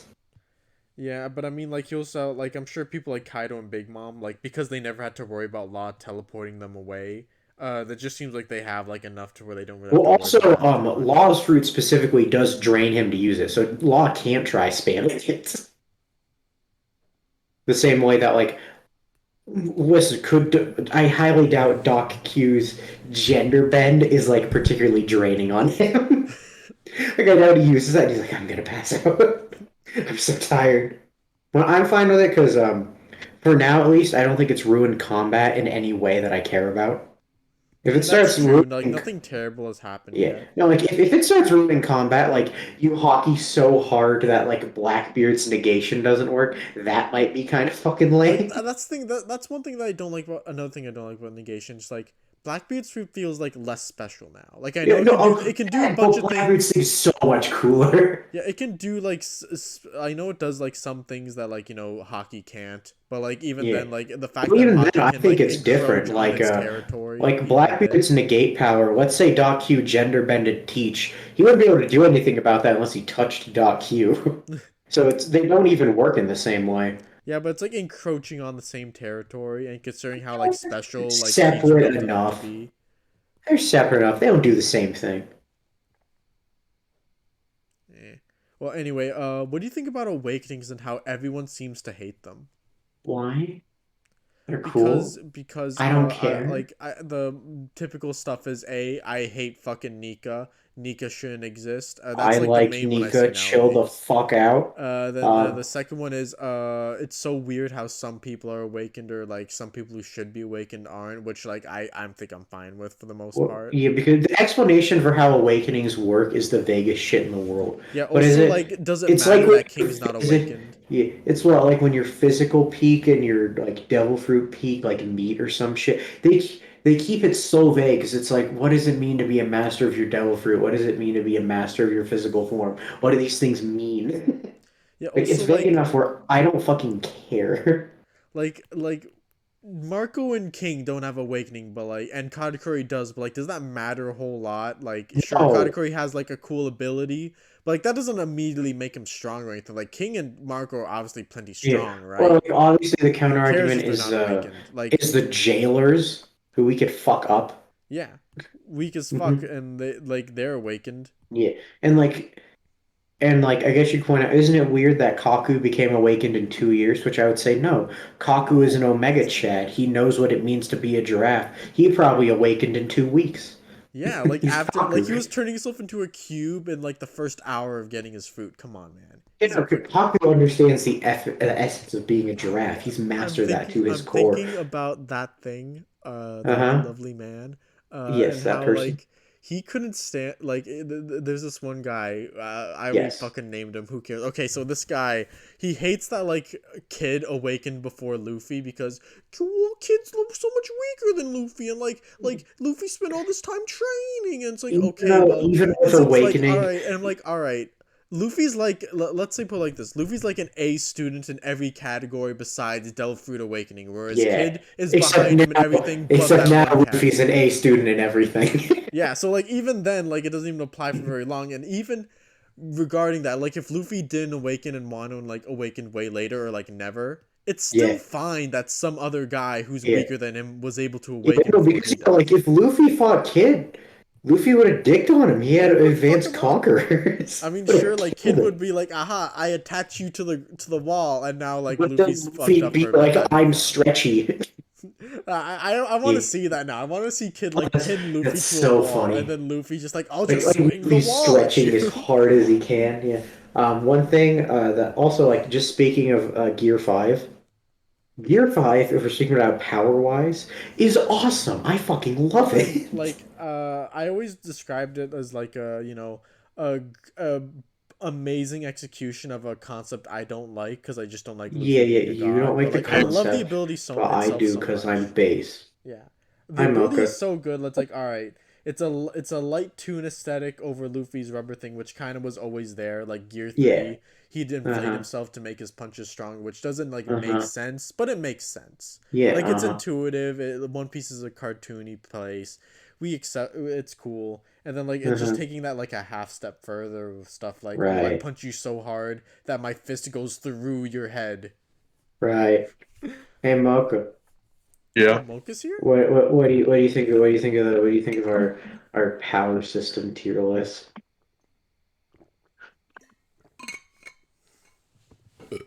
Uh, I can't see anything too outlandish. I'm glad that Claymore is that high. Yeah. Yeah, Nice. Claymore's cool. Is your mic okay? Yeah, I just got out of class. I'm not even. Oh, I'm just. okay. Oh, don't say anything too personal. You're being recorded. I mean, Pop can Um. censor it. Pop's not Okay. stupid. So my address is All right, so you're just calling in to say hello? yes. Say hello and good night, Puff. Oh, Good okay. night. Also, how was your day? It was fine. Thank you. Nice. All Cool. right, bye. Bye. Bye, I saw Fire Mocha. yesterday or 2 days ago. Oh, yeah, I'll tell him. Okay. All right, Fist of the North Star. All right. Oh, I It's a guess I should explain cool. like why I didn't put One Piece in the top tier. I think Oh, it's because that's fine. I just don't like it as much as these four. No, I think Simply. that's fine. Um, okay, Okay, Fist of it's the North so Star. I good. think the concept is the coolest thing ever because Yeah. it is something that like, because isn't the idea like we use 100% of our muscles because humans only use like whatever percent. Yeah. That's a fun concept. And then the all of them just have just like goofy martial arts powers from that point on. Like, we got our main boy who can pop people. We got this one guy who can cut things real good with his hands. It's kind of like if everyone had the powers of the martial artists in One Punch Man. No, yeah, I no, it's actually cool never and fun. finished Fist of the North Star. I only read like the first Oh, few I've arcs. finished it. It's fun. Yeah. Sometimes the powers act in cool ways, so they're not going to act like nothing interesting ever happens with it. They do good stuff with it, and it is like fun and cool, but there's nothing insane about it. I put it below Yu Yu Hakusho. Oh, really? Okay. Yeah, it's fun. I think just the coolest part is just it's just like it's like fun concepts. Yeah. Dude, super pressure points. Yeah, dude, it's fucking badass. Oh, hey, it's Fairy Tail Part 3. Let's Oh go. yeah, the difference is Black Clover is actually like comparable to Fairy Tail and how well it handles magic. I'm actually like it's actually not as close to Fairy Tail as a lot of people would like might think No, because like I oh mean you like have in your how good grimoire, it so is. it's like you have like a set magic at birth or like Yeah, whatever you do. grimoire you get No, like I at just mean the in how age. good it is. Because like there's a lot of cool stuff where characters will develop their spells in relation to their character development in a lot of fun ways. Like Goach developed a technique to make clones of Asta when he was only ever able to make clones of himself because he learned what a friend is. That's very cute. Or like you haven't gotten to one yet that I really want to talk about because it's so fucking good, but fuck me. It's about fusing magic types to represent a change in character development that is super good and cool. Fuck. Wait, no, I think you. What's the last thing you read in Black Clover? It was basically like Fireboy punching the shit out of that one devil Oh, you're like basically. so close. It God was damn it. so Okay. cool. All Oh right. yeah, hey, One there's a thing fun. I think There's a I fun one. absolutely love about it is like, all right, your grimoire has like pages, but some of them will be Right. blank, and it's like, oh, as soon as I like became closer to who I was meant to be, or like had my character development, like my grimoire just fills out. Like I'm not sure if it was said like the spells are like set in stone and you just have to They find out what aren't. they are, or No, if they it's like aren't. You can make it your just like own. adapts to you, It's which I think personalized to you, yeah, which because is cool. I thought I just found it questionable because I remember there's that one guy who only has like one page in his grimoire and Well, he only that's like more knows like so his thing is that he's like a stagnant jackass. Because his okay thing is he's like, hey, look, I have one power, and it's the coolest thing ever. And then everyone said, fuck you, your power's creepy, and you use dead people, weirdo. And then he's like, I'll show them with my one power, I'll yeah fuck them yeah up. Where he kind of embraced his one powerness, and that's why he never gained a new spell. Like he embraced the fact that he's a fucking dick. Or yeah, no, it's fun. And then five dude, leaf isn't it clovers are cool how cool though. like Asta Dude, got a sword that was a katana because he has a friend, a mentor who has a katana, and he was like, oh I want to be a dude. weeb like him.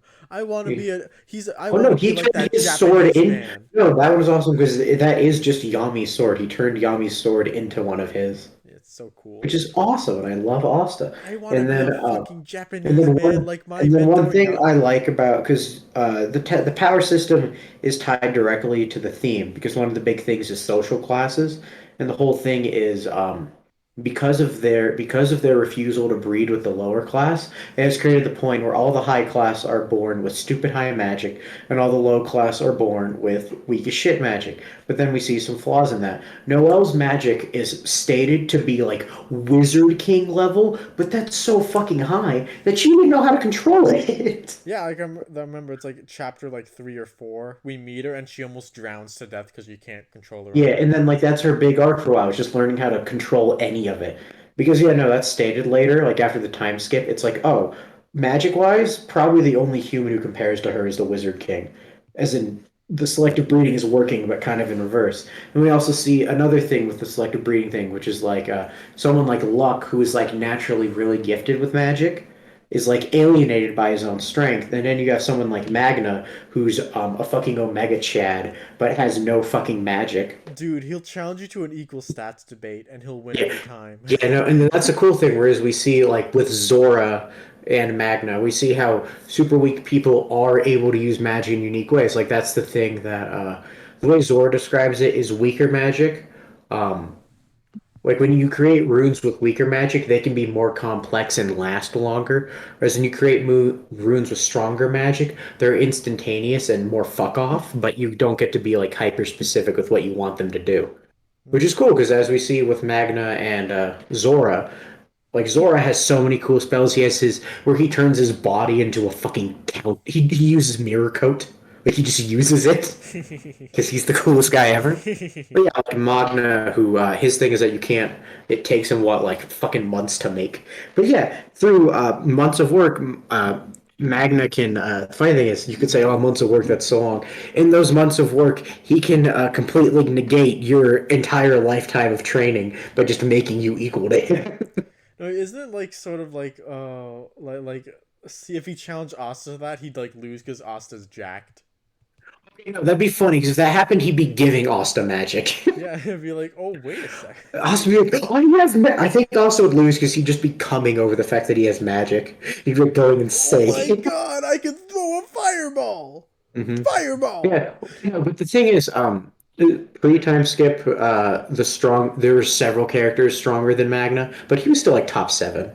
So I imagine after training for a while, nowadays the only people who could probably beat him in just a fucking fist fight are like Asta, Yami. That might literally be. Oh, maybe some people from Japan now that we're in Japan because they use a lot of Oh, okay, swordsmanship. we are going to Japan. Cool, cool. We went to Yami's country. Whoopee! It's Man, I called The Land can't of the wait for Rising Black Sun, but Clover it's to finish Japan. so I can read it all over again. Yeah, no, I like Black Clover's power system. It does a lot of fun stuff. Then, Asta's whole thing obviously has meaning. The fact, I think it's super cool how the But big twist Kiki, is isn't Asta too super special for you supposed to be a nobody no. like Rock Lee? But he wasn't like Rock Lee. He just got a super special boy power, and hmm now he's a hmm super special boy. He's not like Rock Lee. Well, He for didn't one, work Rockley hard. did have a super special boy power, but ignoring Shut that, up! No, he didn't. Not he to had two me. actually. He had two special boy powers, Oh, but ignoring Kishimoto just that, ruined his character by giving him the drunken fist, okay? And like they make him weirdly good at the gates, but like the fuck me, I like Lee him was a genius at the gates. Like hard Lee was work a versus genius natural at the talent is the gates. main theme of Black Clover, and I feel like Austin was used to represent that good until he got his magic, Nice, which was yeah. No, busted. but the thing with Asta is, it's super cool because Asta's whole thing is he wants to tear down the structures as they exist. And because the structures are upheld by their strict rules of magic and who can breed with who and shit like that, his anti-magic is like, pretty fucking obvious. He can cut through it literally. It's very simple. And then he gets cool swords. Like he get his sword that lets him copy his friend's magic, which, friendship, let's go, friendship Oh, sword, my I don't think favorite. I got there. Oh no, you definitely did. When he fought Mars the first time. Oh, okay. Remember Who's Asta's Mars? smaller sword? He can create flying slashes that copy people's techniques. Oh yeah, I remember the smaller sword that made slashes. Yeah. Yeah, he had that, I and for a then second I thought finally like, he. oh, he got like a sword that would like allow him to like, I don't know, throw like water magic like Noel. Like it would be like, oh, I can literally like make the Valkyrie Dragon. army now or some shit. Yeah, no, it's just like he can, like he clearly replicates a bit of their ability, which is kind of cool because it's like Asta's only, like the only magic Asta will ever actually get is from his friends. So the only time he can ever come close to using it is when he's channeling his friend's power, and it's really cool. I like Asta. He's a cool guy. He's neat. I like him. He's fun. The last bastion of manliness in the current Shonen Dude, Jump he's such lineup. a fucking Chad. Like Also, Luffy's it's like a not Luffy's an old true. fucking man. Read He's a Undead decrepit. One Unluck, Piece is you a decrepit fucking old series, and dweebs. it's on its last legs. Luffy's an old man from a past generation. He should have been put down. Like he should have been Uh-huh. axed like years ago.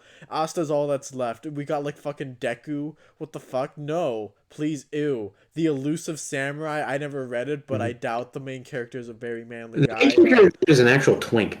Yeah, I No, remember. no. Read Undead Unluck, you fucks. The main character is is an old ass grown man, muscular Chad who runs around naked all the time. Jujutsu He's a Kaisen, fucking like not goat. bad, but the guy's like barely Ichigo tier in terms of manliness, from what I've What read. about Sakamoto Day? Sakamoto's a Mega I never Chan. read Sakamoto Days. People should read Sakamoto Days for the record. It's very good. Okay. Jujutsu Kaisen is pretty I good. only saw like the first 30 read the first It's 30 on me. chapters. I'm caught up. Let's go. All Okay. right, where's it going? Jujutsu Kaisen is cool. There's only one power system. That's fucking insane, and it's curses. So curses work differently for humans and curses, which use let's curse energy. My mistake. What are you adding? Okay, I'll keep going. No, so curses are super cool because you see No, Shadow no, Realm. keep talking, keep talking. Who you have to be evil to? Because I don't understand how it would be Jujutsu. I know because with curses, no, it's cursed energy, and the way it works is humans use cursed energy, and their techniques, the way they get them, are fairly random, but the techniques kind of like fit them inherently. Like it's based on their soul, so like it fits them in a way. The examples of that are like Nanami is like a super serious, super cool businessman. So his technique is all about if he uses precision and timing well, he can get what are basically critical hits. Or like Itadori's thing is his body moves faster than his mind, and his main technique for a while was literally he would punch faster than his cursed energy could come out. So he had like a double punch where he hit you once, you'd be like, "Ow," and then you'd let your guard down, and then you'd get hit with the magic punch, you'd be like, "Ow." It's just really cute and fun. And then like all the powers have cool stuff. Like one thing is one character uses blood techniques, and blood techniques in the story are like super lineage based, super ritual. Like there's very specific ways you're supposed to use them. But this guy, like he defies expectations. He defies rituals and all that shit. So he learns a new technique where he makes his blood just fucking explode. I love him. He's awesome. And then the top tiers are like so busted, their powers act outside of like how other things work. Like I don't know why you hate Jujutsu Kaisen so much, Bob. It's pretty good. Um,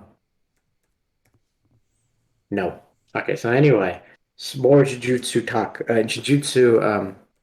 The top tiers they often channel super powerful curses or just have broken cursed energy for some reason.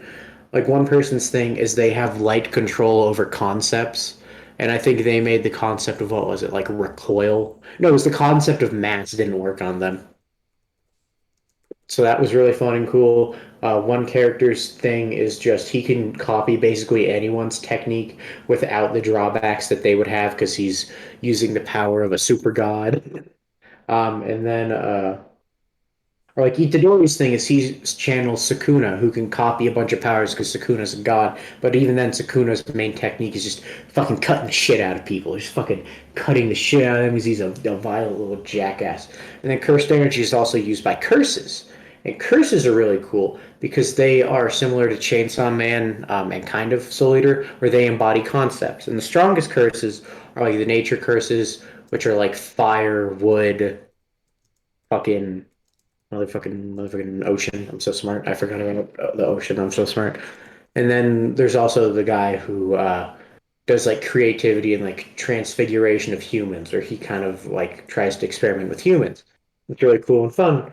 Good stuff where he always looked human, and his technique was disfiguring humans with hands and shit. And his final form was him wearing like an armor made out of like human hands, because his thing was he didn't actually have like humanity. He just grabbed humans. He wanted to just dash out human power. So yeah, it's good. I like it.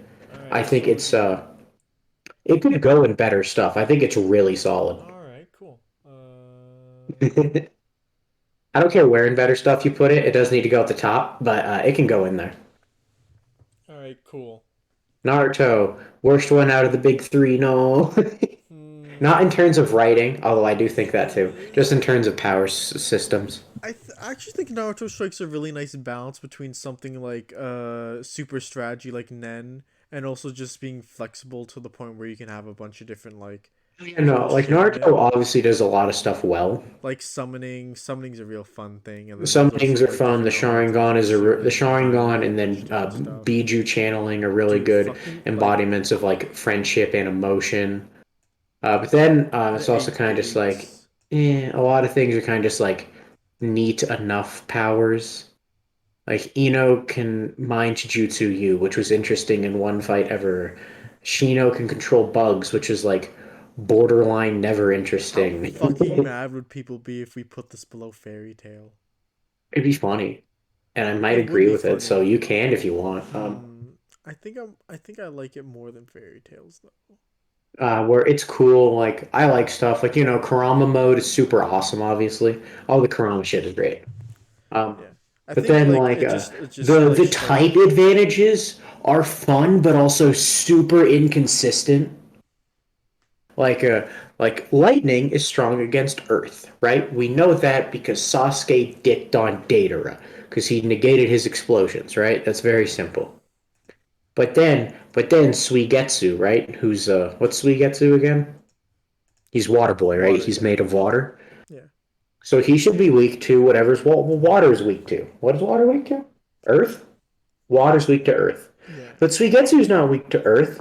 He's weak to fucking lightning. No, yeah, which is like that's not how that's supposed to work. But then we get the Raikage, who is like a tanky lightning son of a bitch, and he's like, "Oh, use your lightning and earth jutsu against me." It's like, no, they shouldn't do that. Dude, That will isn't work Shadow against you. Possession so cool? Oh, Shadow Possession is obviously really fun. It's so cool. Love it. No, it's kind of just like the type advantages can be fun, but I feel like they were really only interesting during like the arc where they were introduced, and then after that they weren't that relevant. Because like they were super relevant in the arc where they were introduced. Like Kakuzu's whole thing was he had a very well balanced Pokemon team. He got tons of type coverage. Kakuzu's a fucking lat. And then Sasuke dicks on Data. But then after that, it doesn't matter like a ton. Like you have the really cute payoff of Naruto's Rasen Shuriken buffing Amaterasu, which is super cool and meaningful. Because Yeah. Naruto's whole thing of like he saw himself not as someone who could tear down Sasuke, but as someone who could Yeah, I uplift him. remember that. Like, it was like, oh, your wind style be super good against Sasuke's lightning, and he's like, but it'd also be able to help his fire, right? And he's like, yeah, And I guess, Naruto's but like, why would you yeah, ever I can want to help do that? Sasuke. That's awesome. Why would you ever want to do that, Naruto? You And the reason, you and little. also it was like meaningful because wind style is actually super rare. I can name four wind style users. How many can you name? I guess their Naruto, signature style, because like obviously Temari. people like Kakashi and the third Hokage can use all of them, but like, do you know how many characters have it as their signature? Because I can actually only name Okay, three. Naruto, Temari. That's two. Minato doesn't count, right? Minato, I don't think. I don't even think wind is his signature.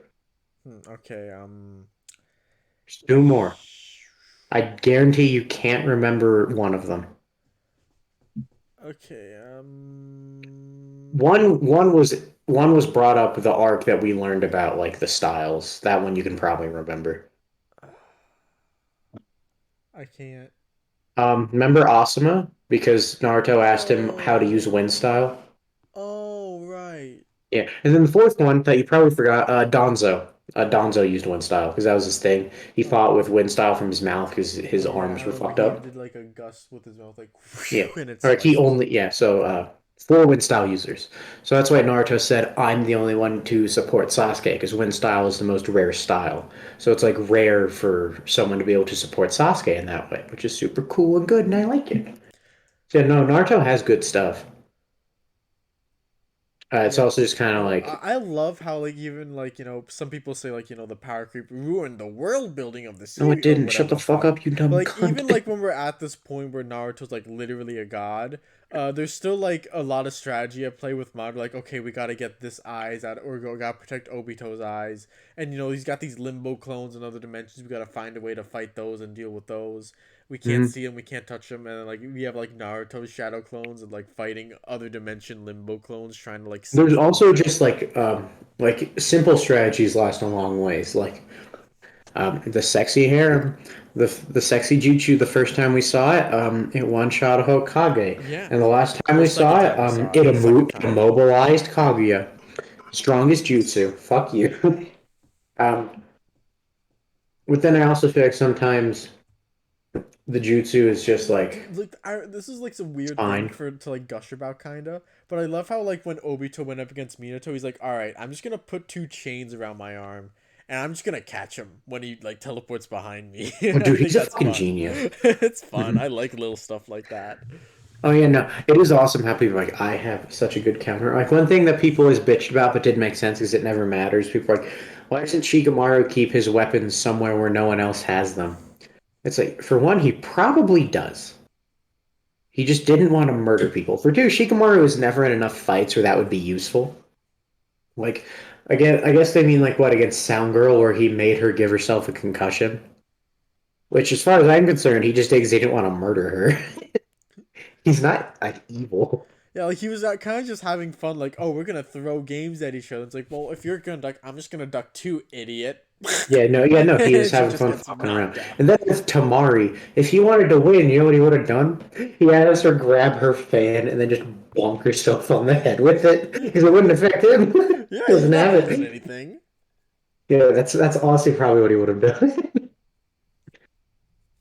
You know, it's really good. I do like Naruto's power system. Yeah. Oh, Sage Mode's also really cool, by the All way. right, I have one Sage Mode time is for just one phenomenal. more before I go to bed. All right, it's gonna take us like 3 days. All right. Okay, this Death one Notes is really cool. it's probably closest to like Revengers, where Just it's like a completely normal setting with just one supernatural one element. super hard rule, Yeah. and I think like Death Note kind of has a problem. Like sometimes they get a little iffy with the rules, but generally speaking, it's cool how it's kind of just like the concept of we give this character these very specific guidelines, and they have to try to figure out how to work within them. Yeah, it's very I fun. don't think it is like super unique and cool, and that's fun. It's a very cool game of cat and mouse. And then I think what's one thing that's like I think notable about the Death Note is the way that it doesn't directly tie into Light's ideology. Because the whole point is anyone could have grabbed the Death Note and could have done anything with it. Like in the Death Note spinoff, the guy who gets that is a Chad who like gives everyone in Japan $1 million or something because he's cool. But the problem is the person who did get the Death Note is Light, and Light is a fascist. So things kind of went to shit. Yeah. That's the whole point. The Death Note The is road like to an hell is paved with good yeah, intentions. He like just wanted to stop criminals until no, he no, wanted to he didn't. kill He wanted to homeless kill and lazy lazy people. people. No, Light's just a bad person. If Yeah, you're no, on unemployment benefits for longer than 3 weeks, you get the death note. I love Light. He's so insane. Um, I think that's kind of like it's meaningful that it doesn't like have direct meaning where the Death Note is supposed to kind of be like absolute neutrality. It's supposed to be used by completely neutral gods. The problem is, what if the person who had it wasn't a god, but was instead an insane fascist little fucking 17-year-old? It's Yeah. like, oh, things would go quite badly, wouldn't they? I also like how you can like make it a lot easier for yourself by getting the eyes, but you have to give up some of your lifespan to do that. So it's Right, like, right. all right, That's like a so fun obviously like payoff. a lot of people like would do that, like Misa does that. But it's like, Yeah. all right, I care about myself specifically too much, but Light's like, I'm a good luckily for dictator. me, I got Misa here, and I can just Yep. like own her hmm and use her. Cool. But even then, that's kind of meaningful because like Light has to do stuff that he fucking hates to get her to agree with him. Yeah. Or like one thing that I really like is just a small thing. The Death Note comes with a Shinigami, and most of Ryuk's them a look fun pretty little guy. fucking cool. He's a fun little guy. He's Oh yeah, cute. no, they all look super cool. Yeah.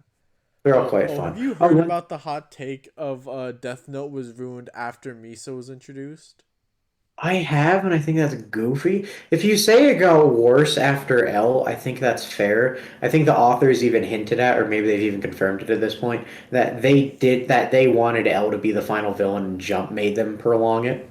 It's like, but even then, I think the stuff after L is still really Yeah, strong. It's just, I like Nier. He's all right. I don't like him as much yeah, as L, but he's good. I no, want to hear no, people I prefer the violent one to Nier. What's the violent one? Mellow. I love Mello. Yeah, I Mello's love fucking Mellow's. insane. Mellow's cool too. Oh, I like Mello more than Nier because Mello's a fucking nut job. Mello's like, we're dealing with a psychopathic serial killer who can kill people with books. I don't give a shit. I'm doing everything.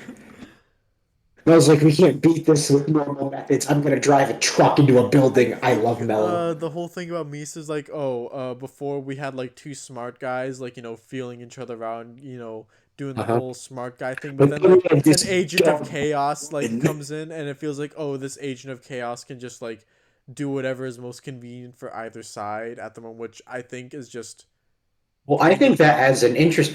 I'm going to make a really funny comparison. It's kind of like Love is War. We're like, yeah, the whole point is it's super interesting when Kaguya and the president's plans go super well, but the stress factor that always knowing that this dumb little shit can come in at any moment and completely fuck it up for one of or both of them kind of adds to the fun of the scene. Yeah, also like we had like a few episodes of that already. Like that was like I'm not sure how much, like 7 before Misa was introduced. There's quite a few. Yeah, like so we got that, and now we're shaking things up by adding the Agent of Chaos and like having like, all right, she can like fuck up Light, but like also she's helping Light in these ways, but also like she can be a loose end, and like L might like get a Yeah. lead by like Yeah, just no, finding it's him. like you could argue that Misa was a lot more dangerous to Light than she was helpful, and Light kind of lucked out because Misa's fucking stupid. Yeah, Like, like Light literally found out where she was because she was so obvious with her killing. Like, Light just found her, and he's like, "What the fuck are you doing?" And then Light's dad found her and blocked her using a bus. Death Note's so good.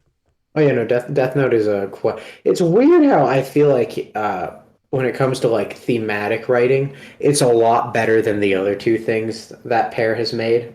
Oh yeah, Platinum End and Bakuman. Aquaman is fun solely from like an informative standpoint. Yeah, I really Platinum like End it's just is like a edgy chill as manga about making manga. I like it. yeah. It's cozy But when you read. explore the themes, Bakuman has some weird theme. Yeah. Like its obsession with purity or its weird woman thing in like the first chapter. Bakuman's weird. But yeah, nice. I think we should probably finish this tomorrow.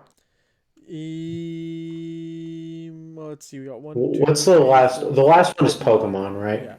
So it's 1, 2, 3, 4, 5, 6, 7, 8, 9, 10, 11, 12, 13, 14. It is 16.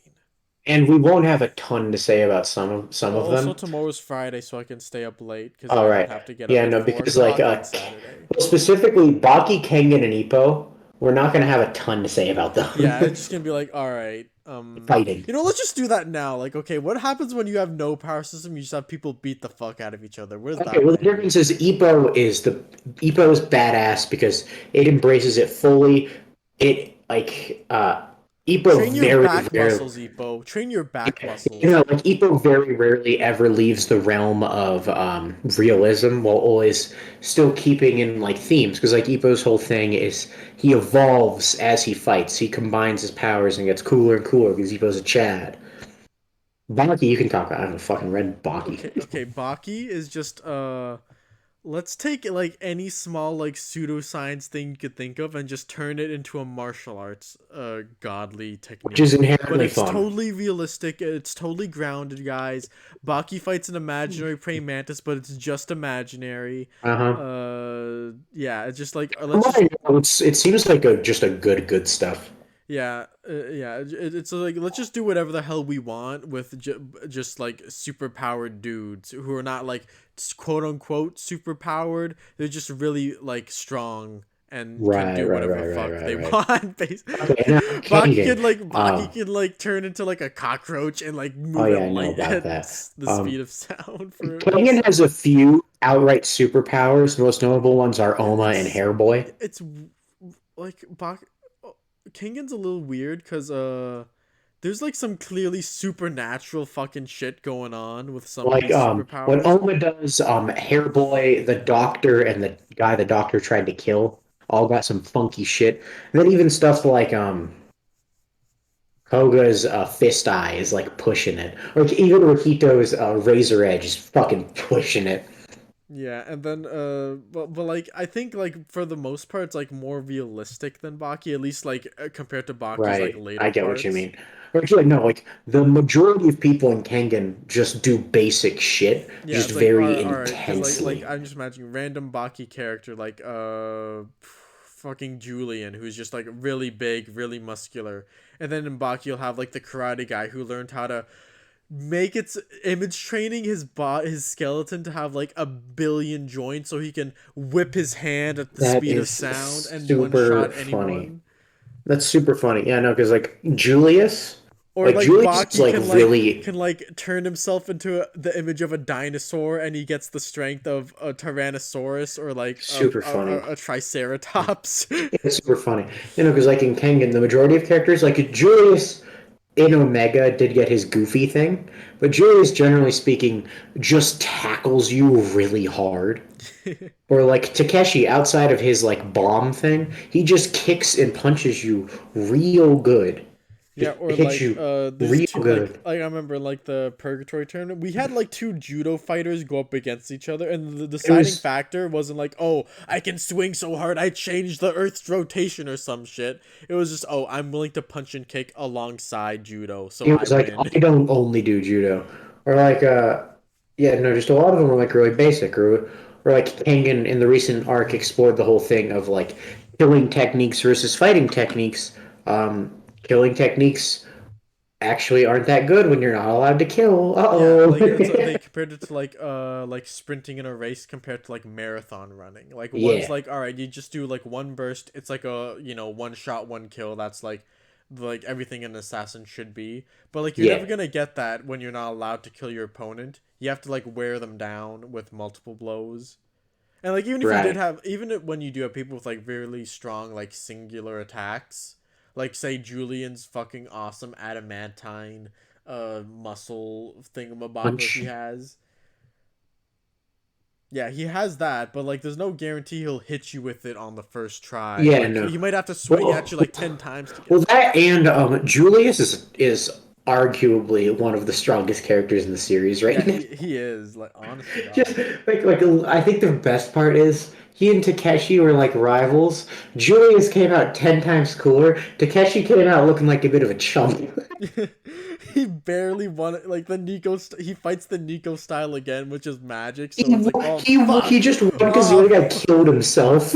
No, it's like he's so strong he blows through most opponents, and then it's just like, oh fuck, not the Nico style again, and it's like, Like oh, literally Weeping Takeshi's Willow, fight, like Weeping Takeshi's fight Willow. was just he guarded so long that the other guy killed himself.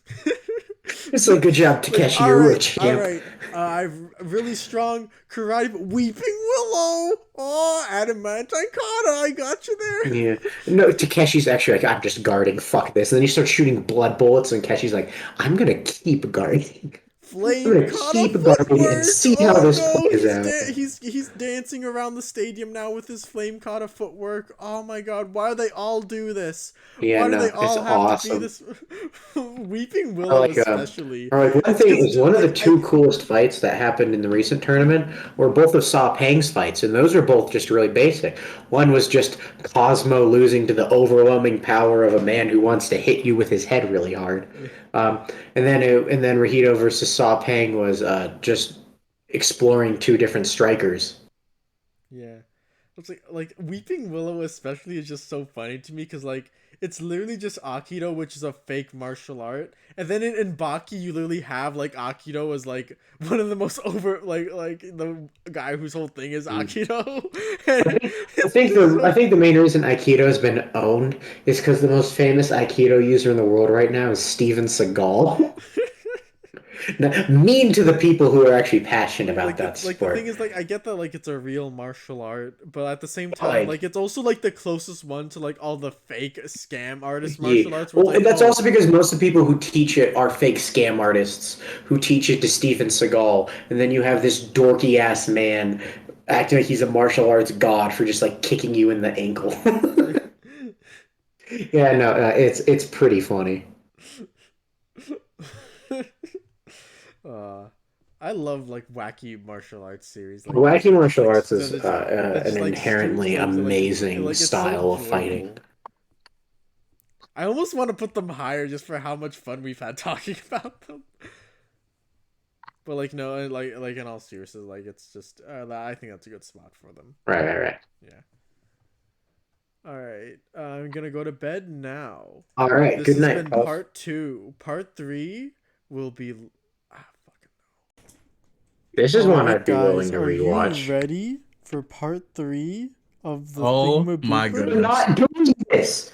Why I not? thought I told you Rambo. like 5 times you're doing this another night. Why can't No, we do it now? muted Puff. I have muted Puff. Oh, Wow. Incredible.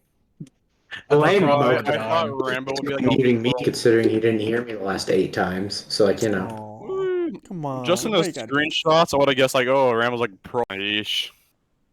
Okay, yeah, we can finish the fucking thing. Although I thought of a couple things that. you might want to wait for Mocha because he knows Deadman Wonderland a lot better than I do. Well, yeah, but I mean, how long is it gonna take for him to get here?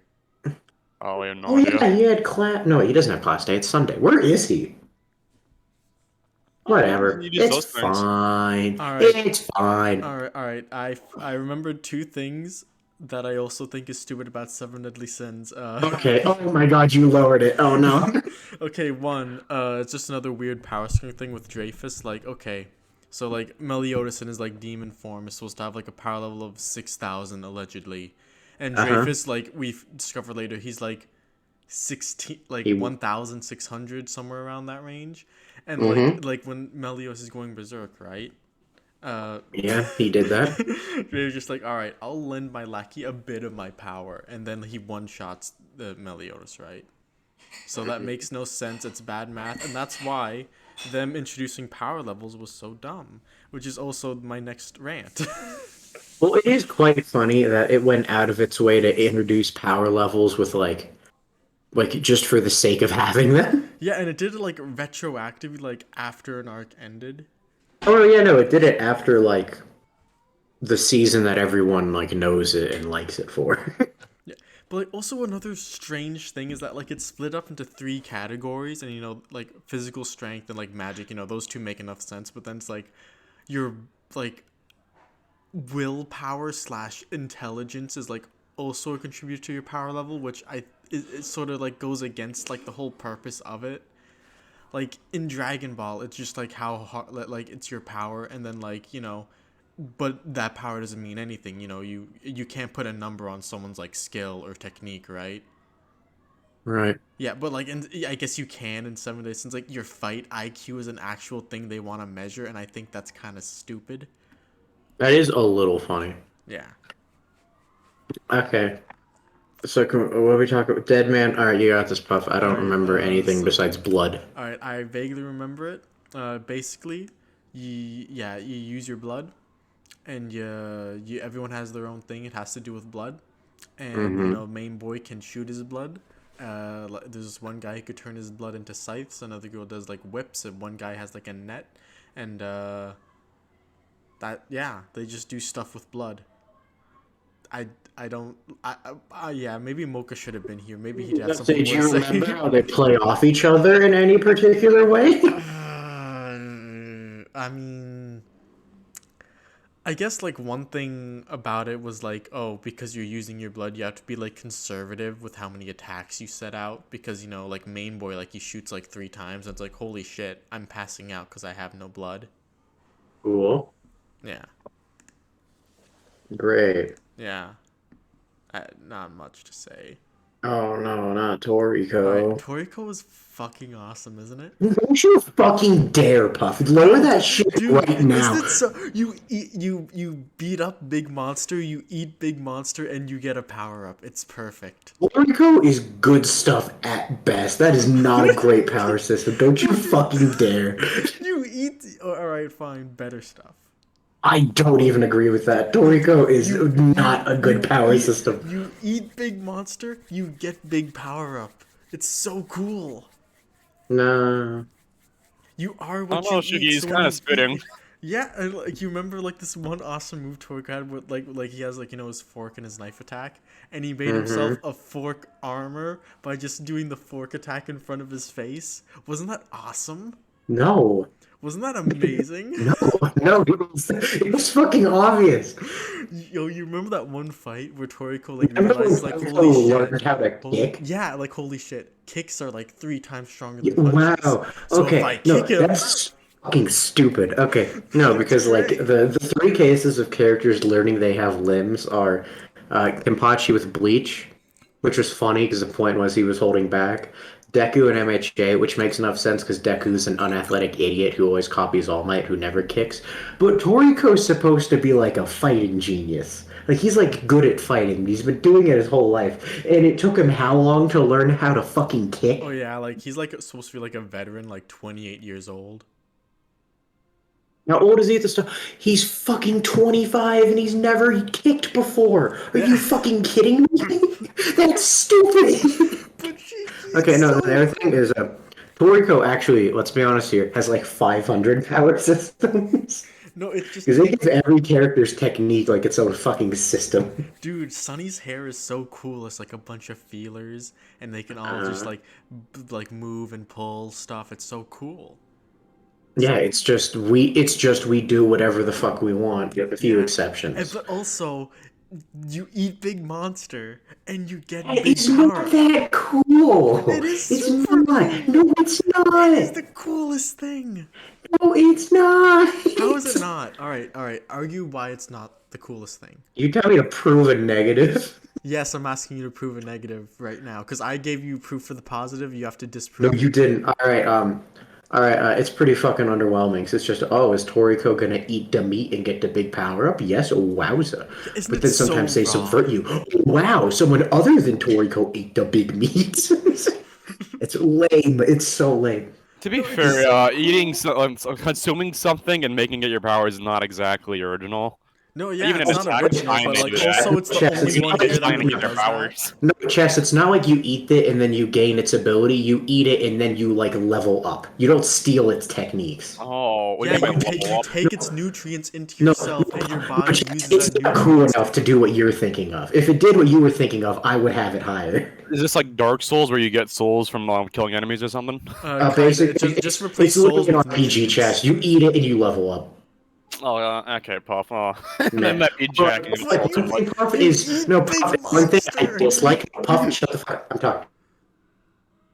Is sometimes they'll introduce a really interesting system and then kind of fuck off with it. Like during the pyramid arc, one thing they brought up a lot was the whole calorie counter, where all your attacks use calories. You have to be really careful to not overexpend them. The only arc where that is ever fucking relevant is the fucking pyramid. Oh, you remember like in the monkey arc where they all held on like that weird like monkey like martial arts thing about like controlling weight and all that? Yeah. Yeah, that was neat until they just ignored it for the rest of the thing. Like Yeah, or they like- just used or it like, passively, really. I think the only one where they outright bring up that they've like they bring it up semi regularly is the fullness energy thing. What the fuck was it called? You know what I'm talking about. Oh, you know The what's like old monk actually guy. like, yeah, you know The what's old actually monk guy who taught him that. yeah, you know what's actually like one of the best moments in all Toriko, maybe the best one. Oh my god, what? It's just like, you know, Toriko walks along that long road for his training with no food, and like at the end he just remembers to be thankful and it's like, oh, I have to be That's thankful. not the power system. And That's then, just and then like he it gets food. he gets a power up because he remembers to be thankful.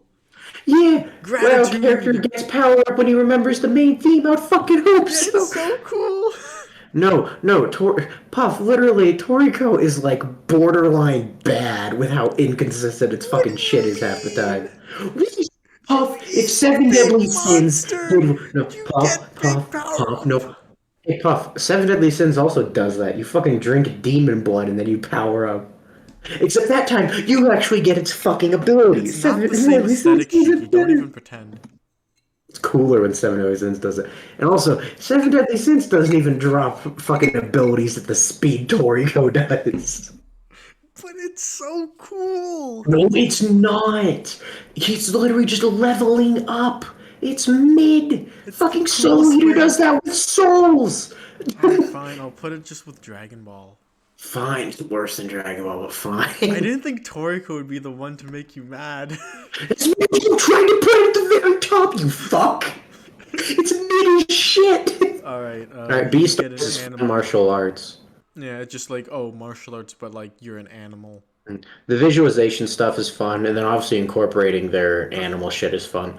Like his grandpa sticking his fingers in his mouth because he has venom is cute. I like that. Oh, you And remember then that like one- yeah, the whole visualization stuff where like you visualize yourself as a different animal is cool. Like ooh, I be a panda even though I'm not a panda. I like that. It ties in the whole thing of like the whole animals drawing unnecessary lines and shit. It's very good. I like it a good deal. It's just a pretty good martial arts one. Yeah, it also like introduces like an interesting idea with like, oh, carnivores need to eat meat to like unleash their full power, but like you don't want to do that. Oh, you've Really. been cutting out a lot. I have. Yes. Oh, Not for like long periods of time, but like Just for a sporadically. couple Yeah. Senex. Yeah, you've done that a few times. oh Not no. not in a way that ruins anything, it's just noticeable. Okay, what's the next one? Mob Psycho. Hey, Really Josh, good. you talk about this one. Oh, woohoo! Okay, so is Mob Psycho's power system basically just fuck you, whatever we want? It is just Yes. like, oh, we do cool psychics. Yeah, Taruki like steals like 90% of everyone's abilities. Like, I can do this. And yeah, he's just like, it's kind of just like if you're smart, you can do whatever the fuck you want. But I guess most people are actually stupid. and Bob's just like, oh, I'm like a psychic genius. I can do anything. And like well, Mob could learn things. He just can't be fucked. It's certainly like a secondary thing to the actual story, and just like there for pizzazz and whatnot. Yeah, Yeah, I because- think the Fun, part you like know? worth talking about the most would probably be like Mob's counter, like with his emotions. Yeah, that's cool. Yeah, Because exactly. it's just like a very literal version of just the things that a lot of anime have. Where like, oh, I got the monster inside me that gets angry with my emotions. Yeah, but I also love how like depending on what emotion he gets to 100%, it like changes like the outcome. Like Mhm. the end of season 1, it's like oh gratitude. So like he gives Reagan all his powers, and that's Yeah, what yeah. his thing is. It's so awesome. Yeah, it's fun. And then like changes of power, like with him and the who was the guy that works for Reagan in season 3? Umbrella Boy? Man He just absorbs is all his of it. his Yeah. name is Umbrella Man. Or one thing that I like is fuck, I forgot. I'm so smart. There was that moment with No. like regret where like he like oh no I did a bad thing, and then like he And just restores them. one thing I like is how a lot of characters like their powers will evolve as they evolve. Like you had a glasses guy who in the first season turned his sword into his toy sword into a real sword because he was a fucking man baby. But then in season 2 he uses a fucking gun because he's an adult. But then in season 3 he uses tongs because he works at a restaurant now. Oh dude, the an upstate Some just have Umbrella fire Boys. implementations of psychic. Yeah, like the tie sword's fantastic. Dude, The- the Oh, Umbrella everything Boys, Teruki Umbrella does Boys is cool. business card The sticky sword. notes one is fire. Oh, yeah, no, that's another really good development where he goes from using an umbrella to using business cards. 'Cause he's Yeah. It's so Yeah. great. I No love longer it. Yeah, a sheltered that's boy. why I like the gun guy, where he goes from being a I man wanna- child to a criminal like with a Mob gun Psycho to though, just yeah. a fucking clerk with a with some fucking tongs. So it's a pretty loose system, but it's just enjoyable to see. Yeah, like it does the thing where each power is like says something about the character. Where wow, big dumb muscle man punches you with his big. I think probably the character who has the most fun with it is probably Dimple's possession. Come Like he possesses Mob. Like, he possesses Mob, and then we see him beat the shit out of someone in Mob's body, which is really fun. Or Nice. when he possesses Goda, and it's like, oh wow, human muscle's good. Yeah. It's just like, yeah, it's really well done. And the anime also has like, really good sound effects for it. That's always fun. Yeah, I got what's next. Kuroko Kuroko. no This is here because it's definitely the stupidest sports. What are you doing? It's okay. Relax. It's just a joke. Basketball though, I don't know, Just might be better than joshing you. Bankai. No, Chess. This is probably the sports one who deserves to be here the most because after a certain point, the characters don't have like just techniques; they just have powers. Thor's hammer. He literally like 8 foot tall guy spins through the air and then destroys the net with a slam dunk. Okay, no, I'd say like the main six. Is it the main six? Fuck. The Yeah, duration that's- of miracles. Yeah. They all have pretty unique shit. Like, Kuroko's unnoticeability after a certain point just turns into an invisibility mechanic with different rules. Like, oh, if I do this, I make my whole team invisible but me. But if I do this, I'm super duper invisible. The blonde one literally just has the thing where he copies techniques. Yeah, he has the Sharingan. Yeah. The green one, okay, if you can always make buzzer beaters full court shots, fuck you, that is a superpower. the blue one who always goes against main red guy. His use of the zone is just going Super Saiyan. Oh yeah, the zone. Everyone, like all the top tiers, have the zone where like their eyes will literally just start flashing anime sounds. Like, It's just oh my it's just a god, fucking he's power up. It's unleashing all his insane. power now. We And can't keep then up. main villain, his ankle breaking is just like the Shari. Oh, like the main villain has like 3 superpowers. He has like the really good at point guard, can like drag out the potential out of his people. Like he forced his whole team to go into the zone. Yeah, yeah. And then there's No, the it's ankle it's breakers. no, Kuroko is just fun because it definitely like out of all the sports stuff I've seen, and I've seen I'd say a pretty fat amount. It's definitely the one who goes the most stupid with it. Yeah, like I think it's like pretty close to like Baki and Kengan, where it's like, It's all the right, same thing where grounded it's like grounded goofy. sport, but like we're gonna make it goofy Yeah, and weird. yeah, because like I just read Slam Dunk. No one in Slam Dunk does anything insane at all. They're just fucking guys playing basketball. Or like Yoamushi pedal. Like everyone has techniques, and sometimes it gets a little goofy with how they ride. But at the end of the day, they just fucking riding bikes, dog. All right, Devilman. Yeah, you can talk about this for a All while. right, this one, like the thing is, I actually feel like I'm just starting to learn about how exactly the system works, getting into the sequel, Devilman Lady, because they just bring it up more. So basically, the whole thing about demons is that they like possess people, right? And that's how they Yeah, evolve. Like, oh, like way back when a demon possessed like a snake, and now like every time it incarnates, it'll have like snake features now, and they just do yeah. that over and over.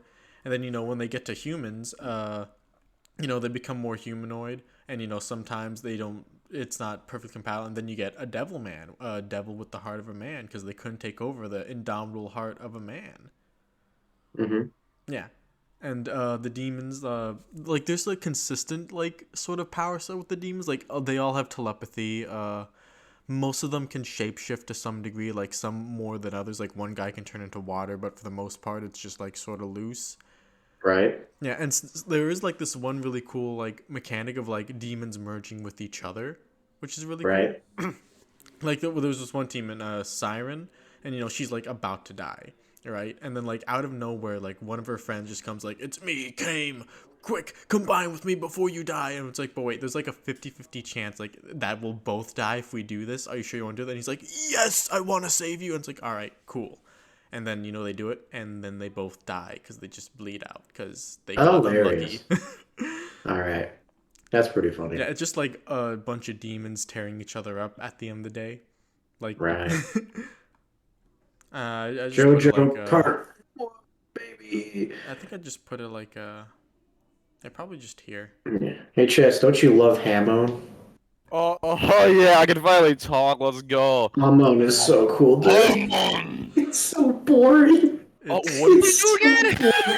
Hamon, the breathing. Remember, you I gotta think breathe I real think good. there were bubbles in season 2, part 2. I mean, what the it's hell did they very do? funny, Yeah, but like, yeah, it yeah. feels like they didn't even make any real rules for Hamon besides you need to breathe to do it.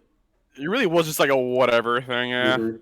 Like, he you know, needed to abandon that power Like, system oh, I quickly. touched this piece of cloth and now my Hamon is in the cloth, and when it touches the ground, it'll travel through the ground and go Or up like, this lamppost, which will destroy the light at yeah. the top of the Or, lamppost. or Then like the the shards joke, that fall from it down will fall onto the vampire and destroy or him. like the joke everyone makes where the first Zeppeli punches a frog, and then because he punched the frog, the rock underneath him broke. But then in season 2, the new Zeppeli is like, Hamon cannot break rocks. It's like, what? Do you need a frog first, dog?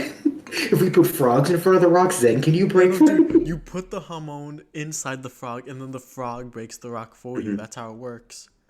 Really, just the only interesting thing is just the idea of item and then hitting the other guy with the item real fucking hard. So Might even overall, be Ruby it's tier, honestly. it's not okay. Literally, the coolest powers in part 1 and 2 are the opponents. The way like Dio can freeze shit. Why can Dio freeze shit again? Is that just a thing he can Yeah, do? like vampires just like had a power until Yeah, like they he can forgot about freeze that shit. later He in the has laser series. eyes. He makes chimeras. Dio's a lad, and that's fun. And Kind of then cute. They brought it back in part 3 with Joseph infusing it with his stand, but yeah, otherwise, well, I that was forget. mostly just like I've made my fodder stand slightly less fodder. Oh. And then like there's and then there's the fucking forget what they're called. What are the part two villains called? The Pillarmen. Oh, Pillarmen. No, the Pillarmen are at least fun with Stupid, how sexy they Pillarmen. basically just take advantage of the fact that they have immortal bodies. Like the Sandstorm, which is based on him just fucking up his arm because he doesn't care, or that jobber who fucking wormed his way through a fucking ventilation system. Yeah, that was fun. That's just a fun use of immortality, but it's just immortality. That's not like unique. Like Undead Unluck uses cooler immortality because the main character is immortal. All right. Part Part three. three, So like when when stands were stands were just introduced. okay. All is right. it just part 3 or Part three only, yeah. Yeah, like they didn't really early base the stands, like when confrontations? stands were Yeah, like just introduced. Where it's like they were fine. I have a sword. I punch. Yeah, or like the one that everyone makes fun of is what's Jotaro's weakness? Oh, he doesn't have range. So what does Jotaro do when he's out of range? Oh, he fucking extends his fucking finger, which is Wait, kind but of lame if because the the whole world and Star Platinum are the same type of stand, could Dio also pull a star finger? I no, that's why Jotaro won. His stand was better.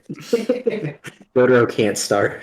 No, Dio Deal. can't Starfinger. He's the weaker one. Like, it's really cool that you have like a guy that's just your superpower and hangs Yeah, oh around no, you. it's a really cool visual. And like a lot of the fights can be really fun and creative, but that's less so because the powers are interesting and more so the situations they're put in are Yeah, interesting. like the Darby one is like one of my favorites, the poker game. And it's Yeah. literally just like, oh, we're doing a poker game. It has nothing hmm to do with Yeah, stands. like it's not like or like in like Polnareff in that hotel room. That was a very fun fight. But also it just didn't have to be a stand. It was like it's like it's a cool concept that gets better in later parts. Yeah, like they all have like generic power start with like, oh, this is the fire stand, this is the ice stand. Fire stand fucking sucks. All right, stands are good. Okay, we can't talk about classes here. No, no, go for it. I'll hold on. Let me mute you bozos real quick. I just All right. Listen, I'm deafened. Tell me just DM when okay, it's I'll done. do that. Okay. Oh, hold on. Um, I'm in the middle you of a got fight. you Give me a got second. Jax. Hard to delay the. Early Okay. parts. You can be here for that. All right. Part four is when parts get cooler. Obviously, like Yeah. like Jotaro stand is not Jotaro. Fuck me. Josuke's stand is really fun because it gives the healing aspect, which is one really cool thing about JoJo. The main characters are healers fairly often, which is not super common. Yeah, I think because that's like just Josuke, a fun switch up. Giorno is the healer Giorno, of his group. Jolene. I think maybe one time she stitched someone up. She's Maybe. okay at healing. Yeah. Fuck Jonathan. It's mostly just those three, but three is still like pretty good. Yeah. And especially with Josuke and Giorno, because like that was like their main thing was that they were the healers. Yeah. Oh, I really like with Josuke because like, oh, I will revert the thing back to when it was before, and they just do like a bunch of fun like strategic stuff with that. Yeah, Like, I I will mean turn one this thing. plate of spaghetti into its ingredients so I can see what's up with it. Yeah, I mean sometimes it gets like a little iffy. Like it's like oh he can't rebuild things perfectly, but also when this motherfucker exploded, he rebuilt him perfectly. It's like that's okay. It's not a big deal. It's just a little iffy. Yeah. Like I saw one that people were annoyed with was like he should theoretically be able to find Kira using the fingernails or something. I don't remember what it was. They might be wrong. JoJo fans are dumb a lot. Yeah. And then there's funny things like how the balance for Okuyasu's stand is that he's too stupid to use it right. Yeah. He's too stupid to realize He he can has one like an shot anyone. he's too stupid to realize he actually has like an S tier stand. Yeah. Like he has like outside of like time stands and like what's the stupid purple one? Purple haze. Yeah, outside of Purple Haze and the time ones, he just has one of the best stands. Yeah, I think one thing I like about stand battles is that like this is a thing they pull a lot is like the range thing. Like, oh, I'm main character guy. I can only have like 2 meters from my stand, and this guy's Right. 300 miles away, hitting me with like paper airplanes or some shit. I like that thing. I like it when they Yeah, do like that. and a lot of the strategies get a lot more fun from this point. Like I think part 5 had a lot of really fun fights. Like Giorno versus the Rapist was a really fun fight. I thought that fight was quite cool. Kind of want to put Chainsaw Man up a bit. And that was also cool because that's what made him evolve. Cool, because usually the change isn't even that insane. But it's like it's pretty cool in how it can be meaningful. And then Well, I mean, there's some like weird stuff like Requiem stands like. well, that's not an evolution, that's a fuck you, I win. And then one thing is well, obviously, I think one thing with stands that makes them like iffy in a way that like I talked about before is like they're not like they don't tell you anything about the person. Like it's kind of just like, aren't they yo. supposed to say? Aren't they supposed to do it? Like they imply that at some point, like, oh, I mean, they Josuke, can you're like a gentle sometimes. person, so like that's why your stand heals people, even when you punch. I mean, people they in your can thumb, sometimes, but heal other in the times it's process. like, my name is Ice Boy. I can ice skate real good. It's Yeah, like, that is first of true. all, it's like first of all, his stand is fucking awesome. Gently Weeps is really fun, but it's like it doesn't tell you anything about him. It's just like I am Ice Boy. Like one fun thing about stands that JoJo fans have the gall to lie about is I like how they are just blatantly unfair. Oh Like yeah, like oh my god, like some people like say like 90% of people, like 90% of stands one-on-one don't even stand a chance against King Crimson. They just don't. You yeah, that it lose. doesn't matter what you do. Like And I think fun is never gonna step up to Star Platinum. It's not. yeah, no. But I think that's fun because that kind of adds tension. Like in part 5, the whole point is literally half of the story arc is literally everyone getting together and like, all right, boys, how do we win? Like you're actually just like, so what do we like? What's the plan? How do we beat a guy who erases time? And what the Yeah, fuck does that even mean? they're like so what do we like what do we do? And that can be that's just like a fun question. Dude, you remember that guy Muffin Man Dan? Which one was Muffin Man Dan again? He made this like weird video about like Ruby fights are bad because they're not like JoJo where everyone's stats are Oh, equal that and was it's so completely stupid. Oh fair. yeah, no. That is He one said thing that he showed like this whole thing. Oh, Ruby's faster than the Harriet, the bunny girl. Like that's bad. That's bad writing. It should just be like no JoJo where everyone's stats are equal. one thing He's I like don't that's like not is how stats work. I feel like JoJo fans don't understand what makes stands good a lot of the time because it's not that the battles are equal and they're all about strategy. They're not. Your battles are about numbers and luck. Fuck you. Like obviously you have to be smart, but intelligence plays just as much a role as being a lucky bastard and just having more numbers. And Yeah. I think that's fun. And like it's so weird that they insist that like all stands are equal when like there's literally like stat stands or stand Yeah, stats like at the yeah, end of each or like volume. yeah, or like purple haze is so strong. The user doesn't like using it. And like literally, I mean, obviously the main goal was originally Fugo was going to be a traitor, but then Togashi was like, "Nah, that's too sad. I don't want to do And that." like But let's be something. honest, the other reason he had to get rid of Purple Haze is because Purple Haze was too fucking strong. Yeah, and again, like, how do you even compare something like I don't know, Polnareff's Silver Chariot to like, what's that one? It's one named after a Queen song in like part 6, one of Dio's sons. What was it? Oh, there's a lot of Queen songs that doesn't tell me anything. A Bohemian Rhapsody, where it's just like, oh, Ah, all okay, the main fiction one. comes to life. Or What does like that even? What are the also just ramifications of the that? naming scheme of music and bands and shit is like just pretty fun. Oh yeah, I like that. That's It's cool. more fun than Harry cards. It's yeah, it's pretty cool. I mean, oftentimes they I think it's the cute naming scheme where it's like, are they really related? Not really. It's just kind of like, oh, this vibes with the name. And I think that's fun most of the time. Or it's like Red Hot Chili Pepper. Oh, is that the fire stand? No, you That's fucking the dumbass. electric It's the stand. lightning stand, you idiot. You You moron. foolish man. I think that's fun. But stands at their best are like really fun strategy luck fights. Yeah, like it Well, gets messy sometimes, but I yeah. think it's a net Or like positive like overall. I do like how like green tea in the right situation is like a force of nature that can't be stopped. Which one's that again? That's the one where Giorno punched a guy for like 8 pages. Oh yeah, okay. Like once he gets a high enough point, he's I just thought that almost was Green unstoppable. Day. Oh, I'm sorry. I watched the anime with the bad translations. I read part five with Shiny the sh. diamond. I read part five with the shitty, the really shitty scans. I couldn't tell what the fuck was happening, so I definitely know most of it from the anime. Filthy So yeah, axe at a reasonable price. yeah. Although now you can read part five with the really good color manga.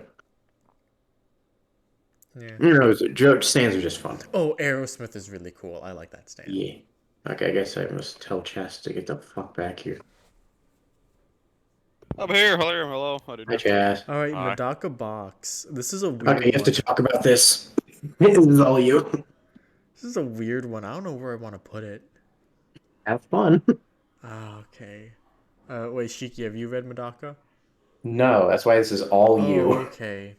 So, basically, like the first thing they introduce is like, oh, everyone has like a talent or a special skill, and they like with that they get into like a eugenics thing in the first arc, basically, pretty much. Uh, and like Medaka's whole thing is like she's the main character and literally can never lose. Like that's her superpower, her main superpower. And they do some fun things with that. Like there's this one girl, like they literally like meet God who has like 10 that like I'm gonna look up her name, like Medaka Box Power Girl. I'll probably find Medaka Box Power Girl. Yeah, it's the brown hair girl. What's her name? Najimi. Okay. You've probably seen this page before. Yeah, you Yeah, here sent it is. it like Yeah, 500 times. I have. Yes. Yeah. It's like all right. When you were reading it, Every you sent time, this a lot. every time I love it. Every time she fights and she does a thing, there's just like 10,000. Like just reword the same power 10,000 times. Like I have all these powers and I'm using them all at once, even though they're all the same. That's quite funny. Yeah.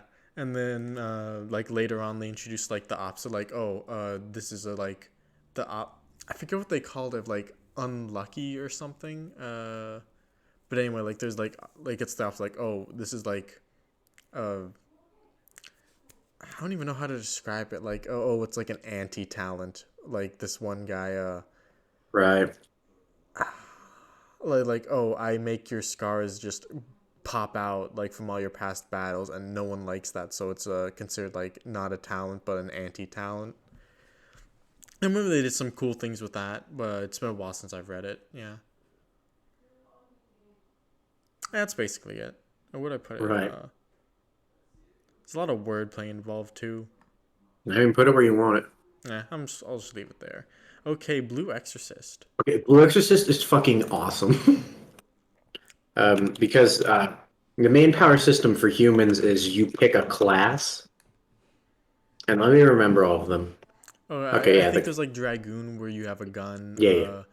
Yeah. The Something. classes are awesome. Yeah. Yeah, the classes are Knight, which are swordsmen, which basically just means you have really fun, cool sword techniques. You can have a lot of variety with them based on like your birth family techniques, like Snake Lady. Dragoon just means you fucking shoot the shit out of people, which is awesome. Tamer's cool because it's the whole thing of like taming a yokai, and there's a lot of individuality with that. And sometimes it's like, oh, I need to have a good bond with my spirits. Other times it's like my spirits are fucking assholes, and if I don't intimidate them, they're not gonna listen to me. And then the coolest one by far is Arai, because their power is they read the Bible. Oh, I remember that one. That one's like I remember like the like father in like the first few chapters and episodes, like who raised the main character. Like he Yeah. was that, and he was just like a badass, like one of the strongest people. Yeah, no, because at first it's like you have to be able to memorize perfect parts perfectly. And then there's things like early on, it's like, I don't remember what this thing's weakness is, but I know it's from this passage. So I'm going to read like 3 chapters. It's like, hold them off while I read it. They're like, fucking what, dude? And then early on it gets cool because then as we learn, like later on, there's people good enough where they can summarize it in ways that still get the effect across, which is funny because it's kind of thing of like, oh, how do you get a Bible quote across without losing the meaning? And it's like, oh, only the most top tier religion doers know how to do that. And it's fucking awesome. And then Rin has his, the rest are just like paladins, which can do whatever the fuck you want, or doctors who just heal you, simple enough. The coolest. And then Rin has his own shit with his demon powers that have a lot of fun things going on with him. Where it's like, oh, he's got a literal demon heart that he needs to learn how to tame and control, or else it'll pop out of his body, which makes him stronger, but also his heart is right fucking there. You could touch it. It's just a good power system. I like it quite a I bit. think I love like any power system that involves like making contracts with demons. Oh yeah, that's also Like, fun. ooh, I made a contract with the snake devil, and now I can like summon snakes.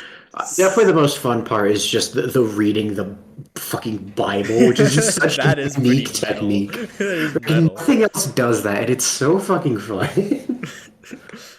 This giant fucking And like, monster all comes the at you. demons are like, manifestations of concepts, so they can be pretty fucking strong. Like, oh, I'm the god of earth, I'm the god of time, ooga booga. Fucking Devilman comes running at you now. Hold on. John the Baptist from It's so fucking fun. Okay, it's such He a who shall goofy not be fun. named will strike you down with lightning and thunder, and you will Yeah, tremble and it's like they're actually embracing and like Jesus healed the blind yeah. man, and the Like blind man said, like "Thank they're you, actually Jesus." embracing like classic like 80s movie exorcisms where you do just fucking say part of the Bible and then the demon just explodes. That's great. It's so lovely. fun. It's the best thing ever. All right, so where would you put it? I think somewhere in better stuff works. All right, I don't care where specifically you put it. all right. There's definitely stuff that I'm like skimming on because there's a lot going on right now. We're in the final fight. Alright. Why is Dr. Stone here? It's just fucking science. But dude, you can make a pipe bomb, and we're gonna teach you how to make a pipe bomb Okay. with science. Yeah, I think Dr. Stone is cool because, like, they push it sometimes where it's like, this would normally be a bit harder or, like, they got a bit lucky with the making process. But generally, they're pretty consistent with it, and I think that's really fun. I also think it's funny how, like, 99% of people Tsukasa who just kills lions with his hand. Sorry, could you say that again? You cut out. Okay, yeah, it's funny how, 90% of characters are just like humans, and then you have Tsukasa who kills lions with his bare hand. It's like, what the fuck? What? Oh, you were the strongest high school fucking martial arts master? How you killing lions? He's a cave boy. Like, it's fun how like they use like very technical things. Like Spear Boy's master technique is just using that tube around his spear to get a better spin on it. Like it's pretty simple. Oh, and then also once they get the stone thing, the way they fight over that and use that strategically I is really remember, fun. like, that one arc with like the on the island, like in those Yeah. there was like 3 like people in charge of it, like the chief, that one girl who like held the stone, and this one guy with the spear who was just really strong, and they were Yeah. all just like trying to dance around each other trying to get the stone thing. Yeah, or there's stuff like setting it on a timer, or how like when Kohaku and Gintaro, is that his name? Gintaro, I think, got caught. Or is he Kintaro? He was Kintaro. Got caught.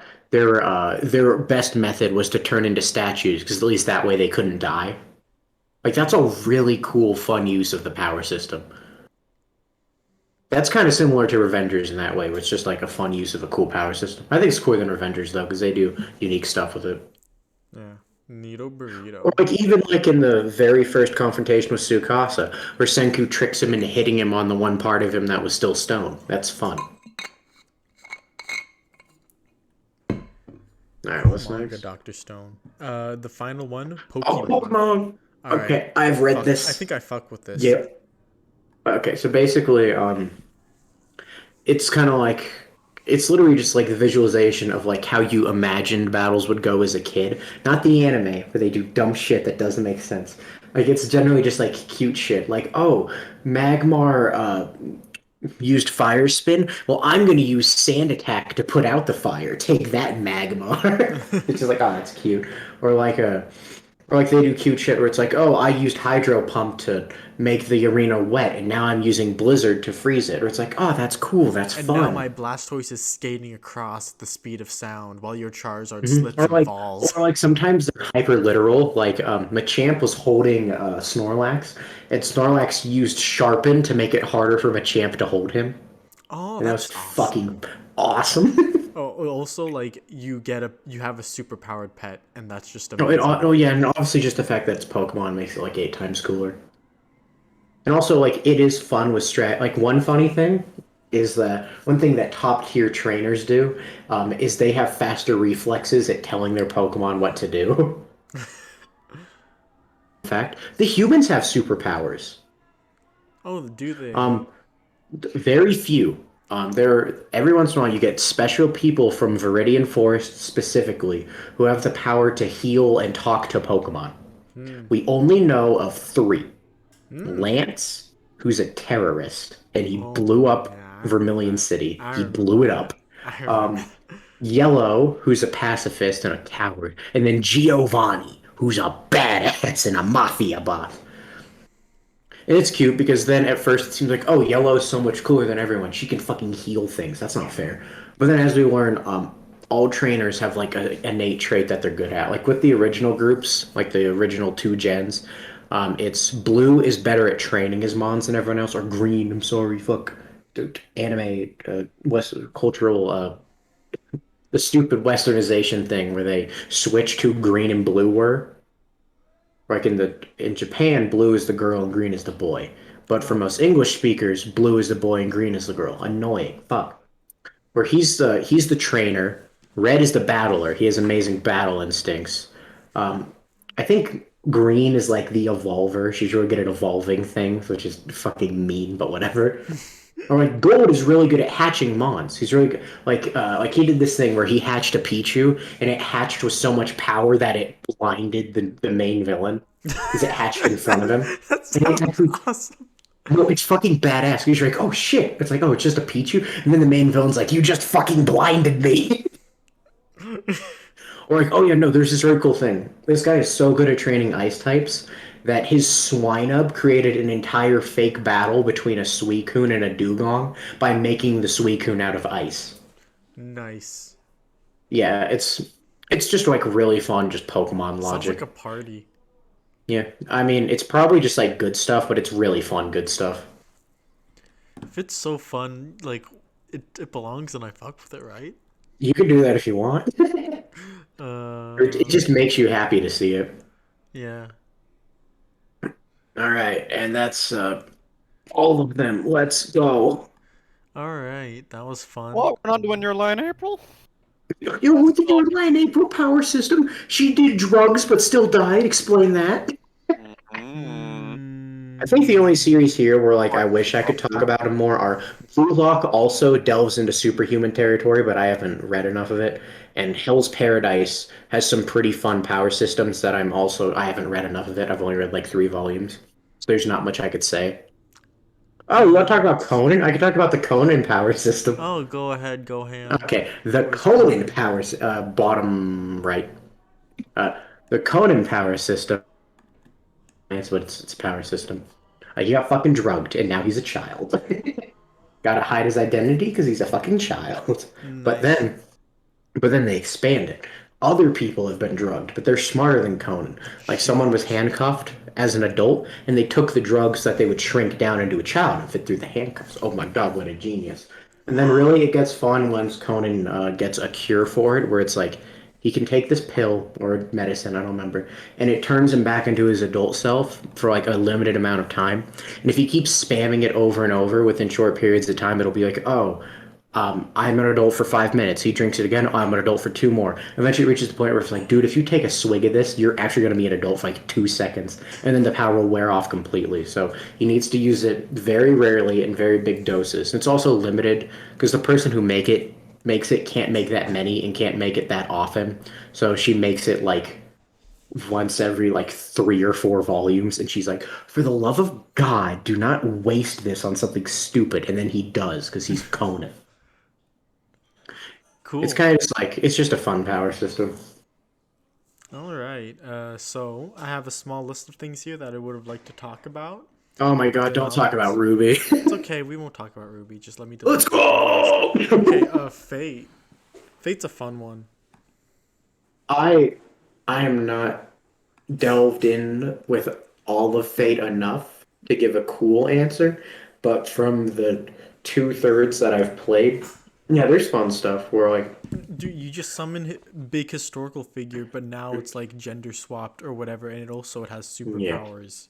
And then sometimes like the mechanics can be really fun. Like the invisible sword fucking with people is a really fun one. Or like they really go into the martial arts sometimes where like the whole thing is like Lancer, Saber is like dog. His range is so good though. Like my sword He is has a pole invisible. arm. Yeah, no, where she's literally like, yeah, he's like, hey, who's stronger, you or Lancer? And she's like, me. And he's like, could you beat him? And she's like, I don't know. His range is kind of fire. Like, like it's too, like, you know that I'm at a disadvantage here, right? Like, this is not good for me.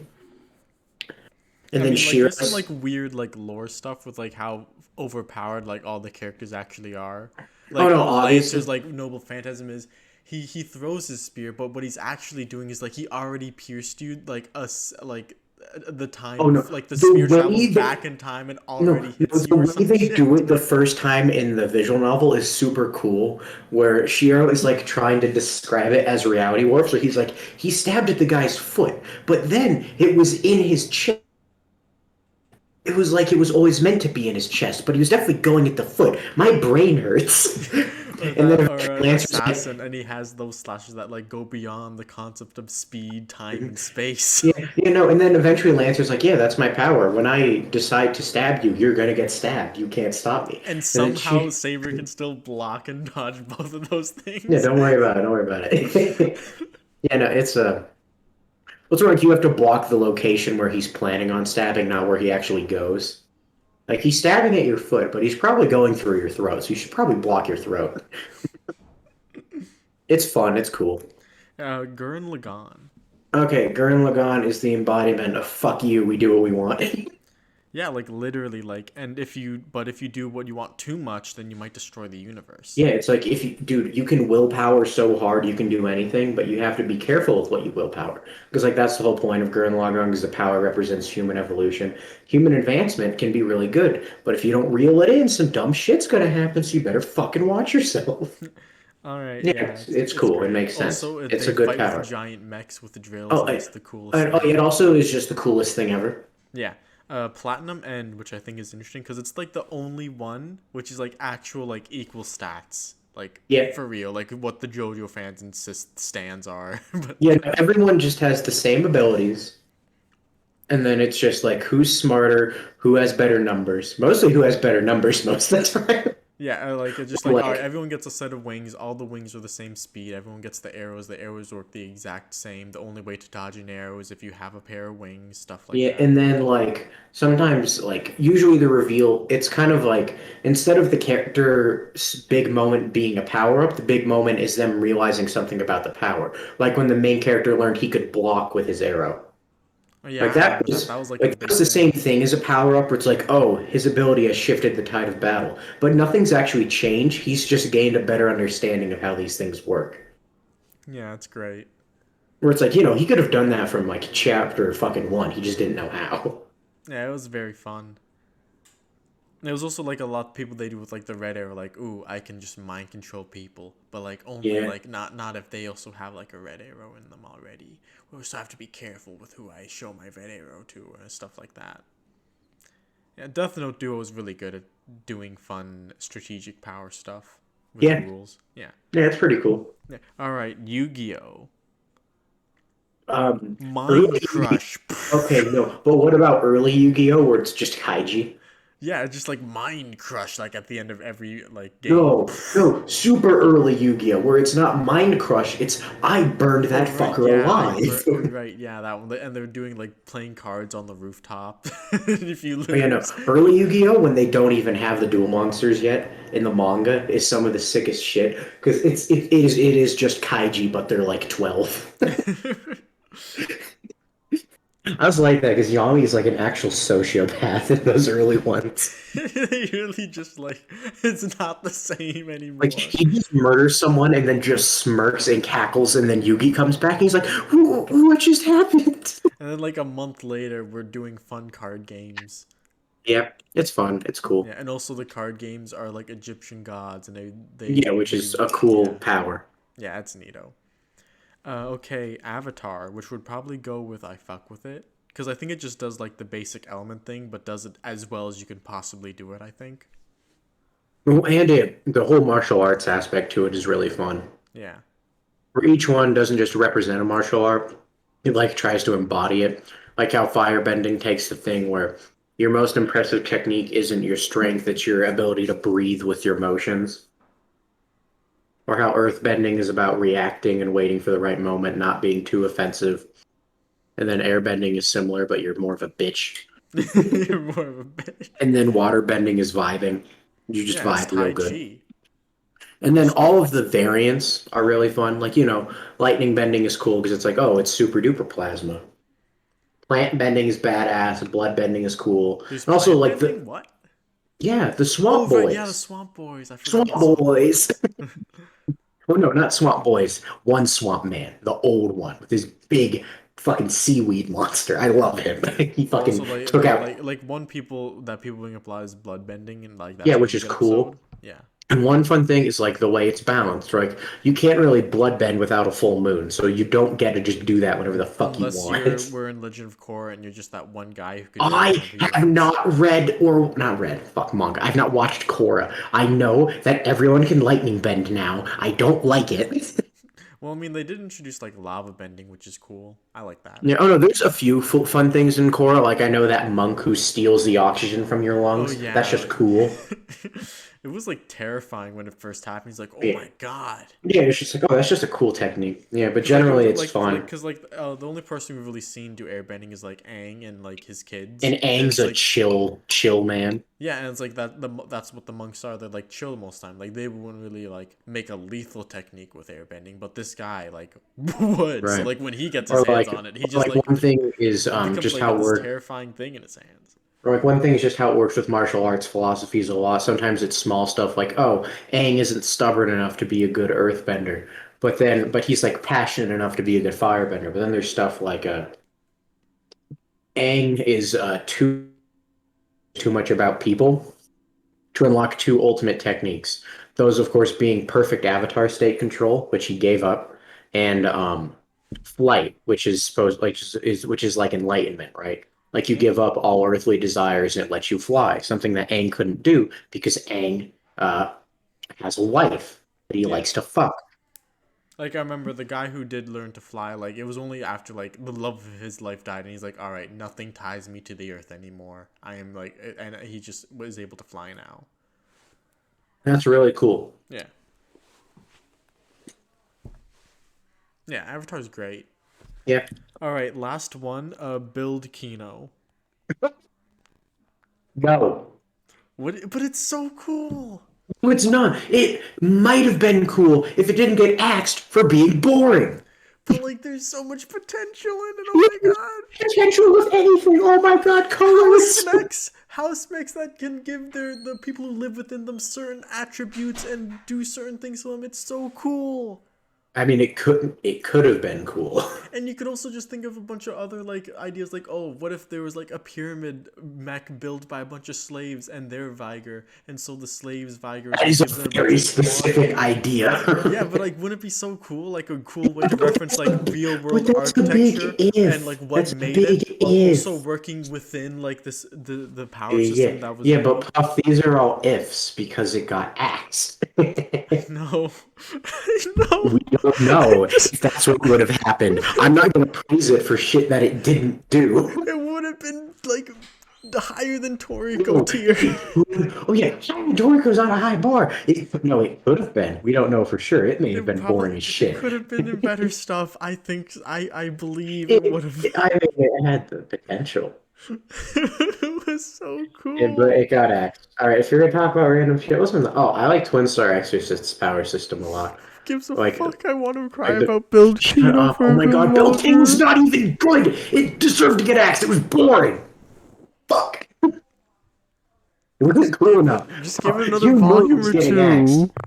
You knew it was getting axed. You agreed with me. Yes, but I liked that little arc with the vampire guy who lives on the upside down So castle. boring. It was cute. It was That was cute. the arc when I knew it was getting axed. It's like, they're fucked. Yeah, I know.